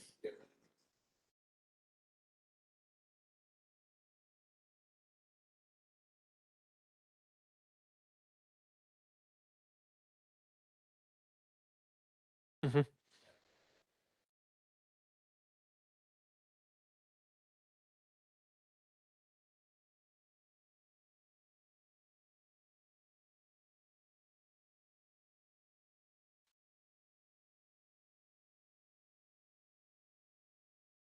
Oh, so that varies depending on the district that we're talking about. So for the mixed use small, really the goal for that was to encourage kind of neighborhood scale, really thinking about. Oh, sure. My apologies, Commissioner Bianchi. Commissioner, the regional is really meant for specific areas. You'll see that the zone, the general plan categories that are chosen for that are in fairly specific pockets of the town. And I'll present that we're requesting for the MUR, for example, to have some VDOD opportunities as well. So you're thinking the Rivulon development as one example in the town. Right. Right. Pretty much within, you know, think within growth areas, I think would be in the general plan, would be a good set of guidance for thinking about that. The number of sites that are available for that type of development are also shrinking as well. So it's designed to be a fairly limited tool for a specific scale of development in areas that will work in particular. Yes. Sorry, I was napping on the job. Just kidding. Anybody else? No? Yeah. Or a comment? Mr. Davis. Did you guys consider rooftop patios and any of that for, especially for open space? Because that could play into the additional height that you're looking at if somebody put canopies up on the roof, that kind of thing, to encourage people to do that, to get that additional open space and. Commissioner, Go ahead. I'm sorry. Commissioner Davis, that's an excellent consideration. We just had a conversation about this in a planning staff call, I think today actually, or yesterday, discussing rooftop patios and how we regulate those and how we want to maybe encourage or not encourage those. And so that's a really important consideration, especially I can think of a couple mixed use developments in the city of Phoenix that use those rooftop patios and obviously create real height concerns, because just because you have your railing or kind of roof plane height, that doesn't mean that's the end of kind of the active height that you'll need to have. And so that's something we'll take into account. Thank you for bringing that up. If it helps, I lean towards encouraging. Thank you, Commissioner. Commissioner Fay. Yes, please. No, encourage, good, run like the wind. I'm a big fan, both in terms of multi-use and anything that encourages flexibility in the land development code and the zoning process. The thing that I envision and where I know I'm going to run into the developers and end up getting in fights with them is some of the places where you talked about flexibility. Not some of the ones we saw here recently, but there's some out there who interpret flexibility as the maximum ability to pack, take advantage of and drive right to the margins. And you were referring to controlling loopholes. I would encourage you to build the mechanism to control, I would say if there are certain developers who try to really run to the margins to maximize the flexibility, to minimize the amount of landscaping or maximize their height, to build in the ability to control those loopholes into your code. But that said, if we're not talking about maximizing the margins, but actual flexibility, I'm all in favor of giving staff the maximum ability to have flexibility in the zoning process. And that overall is the larger policy impression I'm left with here, that this is increasing creativity and flexibility in the zoning process. So to that end, this is encouragement. Go. Commissioner Fay, thank you for the I encouragement. think you've encouraged Noah twice tonight. Yeah. It's impressive. You should take that. Yeah. He's going to be in cost. He's going to go to his head. That's all you get for the next 6 months. Commissioner Fay, thank you for the encouragement. That's the difficulty of this whole project, is to balance the flexibility that mixed-use development inevitably requires with the restrictions that we want to have, to make sure that as we take this concept a little bit more broadly and think about improving other areas of development, that we're going to work with a very different set of land use relationships, and densities and questions of density and height and things like that are going to take on a very different nature than they do in, say, the Heritage District or Cooley Station, or areas that are very clearly defined for this. So it's meant to be a tool. We want it to be a useful tool, but not a tool for getting around things. So, there's a whole second. Oh, yeah, I guess. I guess. All right. Unless there's any other questions or comments. But there's just a short description on design standards and some supporting regulations. We'll get to that in just a moment here. Noah, some people say you talk too long. That might. No, I'm just kidding. All right. Anything Chair else, Simon noted. Samantha, at this point? No. All right. Awesome. You guys are doing wonderful. I am fully in support and agree with 100% with what everybody else has said. I'm sorry. Oh, no, Chair Simon, I welcome the opportunity to potentially send this as some sort of attachment or something to review as well. Otherwise, that was the bulk of it. The rest is very short. So I give you leeway to go. Thank you, Chair. Proceed. Very briefly, and it may answer a few questions that were brought up or add some additional information. The vertical overlay district, we just have some areas that we've defined here. just identifying where you might see that, for example, added to those regulations. You'll see areas 1, 4, and 5 detailed with the red rings for mixed use large and with a slight height bonus, and then the mixed use regional in that area 5, really along that growth corridor with the Rivuline development and a few other large scale developments where you see the regional commercial area used the most. Oop. Sorry. I think that was mostly what I wanted to talk about on this slide. Everything else is just demonstrating the kinds of things we might want to pursue as part of that package of amendments to support mixed-use development, shared loading zones, shared customer drop-off areas, some slightly different signage policies, things like that. The only other thing that I'll bring up on this slide is just that in that vertical heritage or the heritage district overlay district, we want to prohibit the use of these districts, and that's open for comment.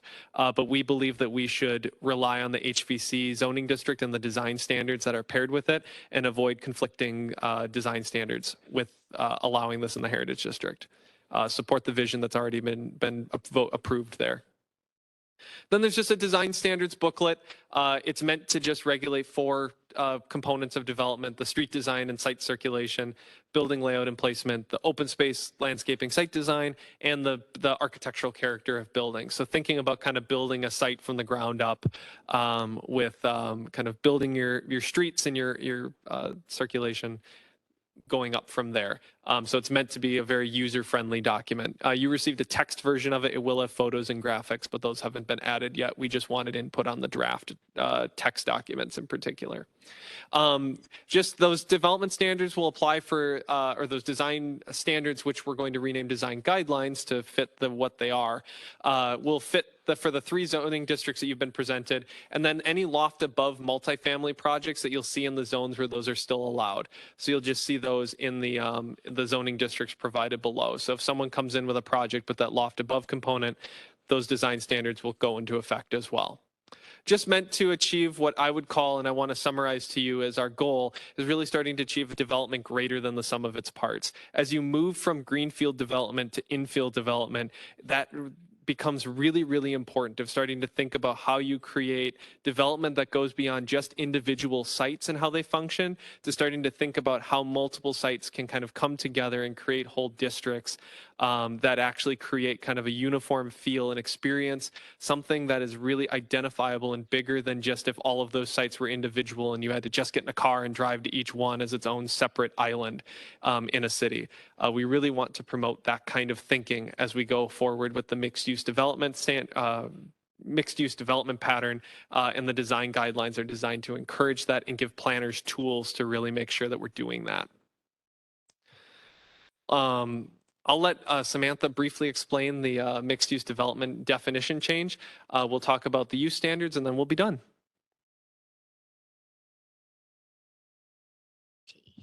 Shorter.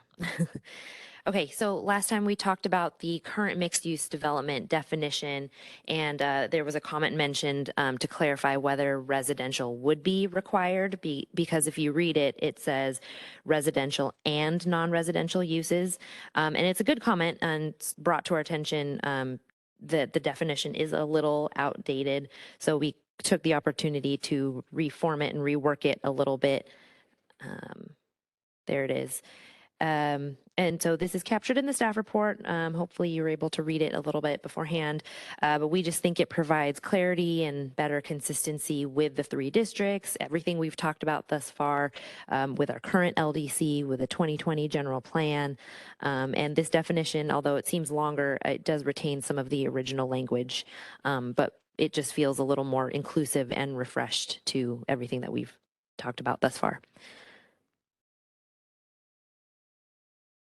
Okay, so our use regulations, I'm just showing a little snip here of the current use table at the top, and that red line shows where the new districts will be nested. And that's between HVC, Heritage Village Center, and Neighborhood Office. So just talking a little bit about how we picked the uses for the district, we think we've struck a nice balance of a variety of uses that meet the definition that I just talked about. And we kind of leaned on at first using HVC, GVC, and GBC, our three mixed use districts, as the template. And then from there, we balanced what categories in the general plan they would fit, what is expected of that area while meeting that definition, so that there aren't any conflicting terms. That's it, basically. Trying to keep this short. Oh, we did add 2 new L limitations for consistency and to create a parameter around user size. In our commercial zoning districts, we have a max user size for each commercial district, and we didn't want to put that in with the development regulations. So this is another spot where we could control for user size without, strictly limiting all the uses. Okay, and here's the requested input again. We'll take more questions if you have them.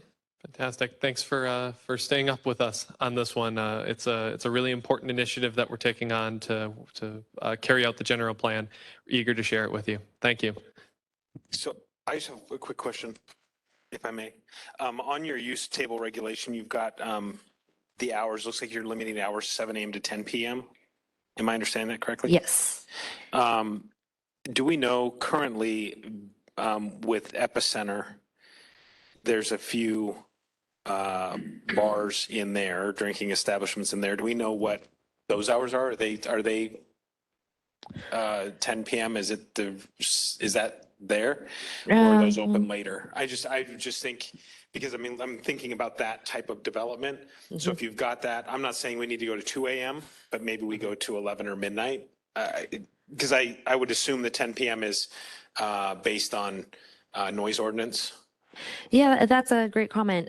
So L36 was adapted from L35, which is a limitation only in NC, our neighborhood commercial, because it's the smallest use and is very sensitive to noise, as you pointed out. So that L35 is only for NC. So we thought it would be wise to create one that could be spread across multiple districts. It could be used across other non-mixed use districts, but this one we wanted as an option. But that's a good question. It may be worth looking to just see what the Yeah. numbers are. to make sure Yeah, that I'm not sure if that's governed by Muni code or Yeah, I don't know. And I would just say, I can't imagine needing to stay open until 2 a.m. for last call, but past the dinner hour, which 10 p.m. seems late for some people, but that's kind of a late dinner for some people. So sure. Okay. Where's the pizza? We'll review it. We'll Yeah. take another look at that use regulation. Thank you. All right. Any other comments, questions? No? Good job. All right. Can I say good job now? Oh, go ahead.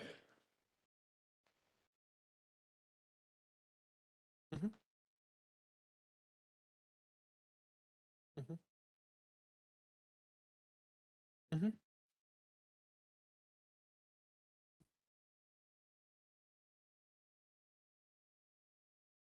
Mhm.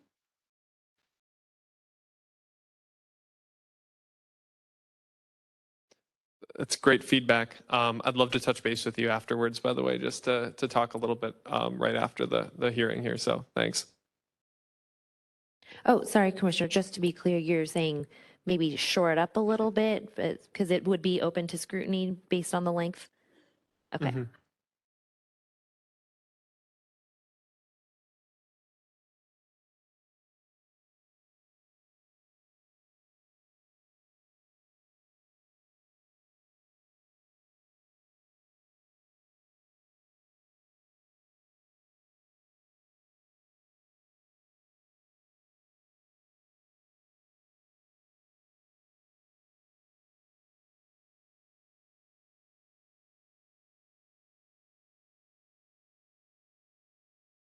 Mhm.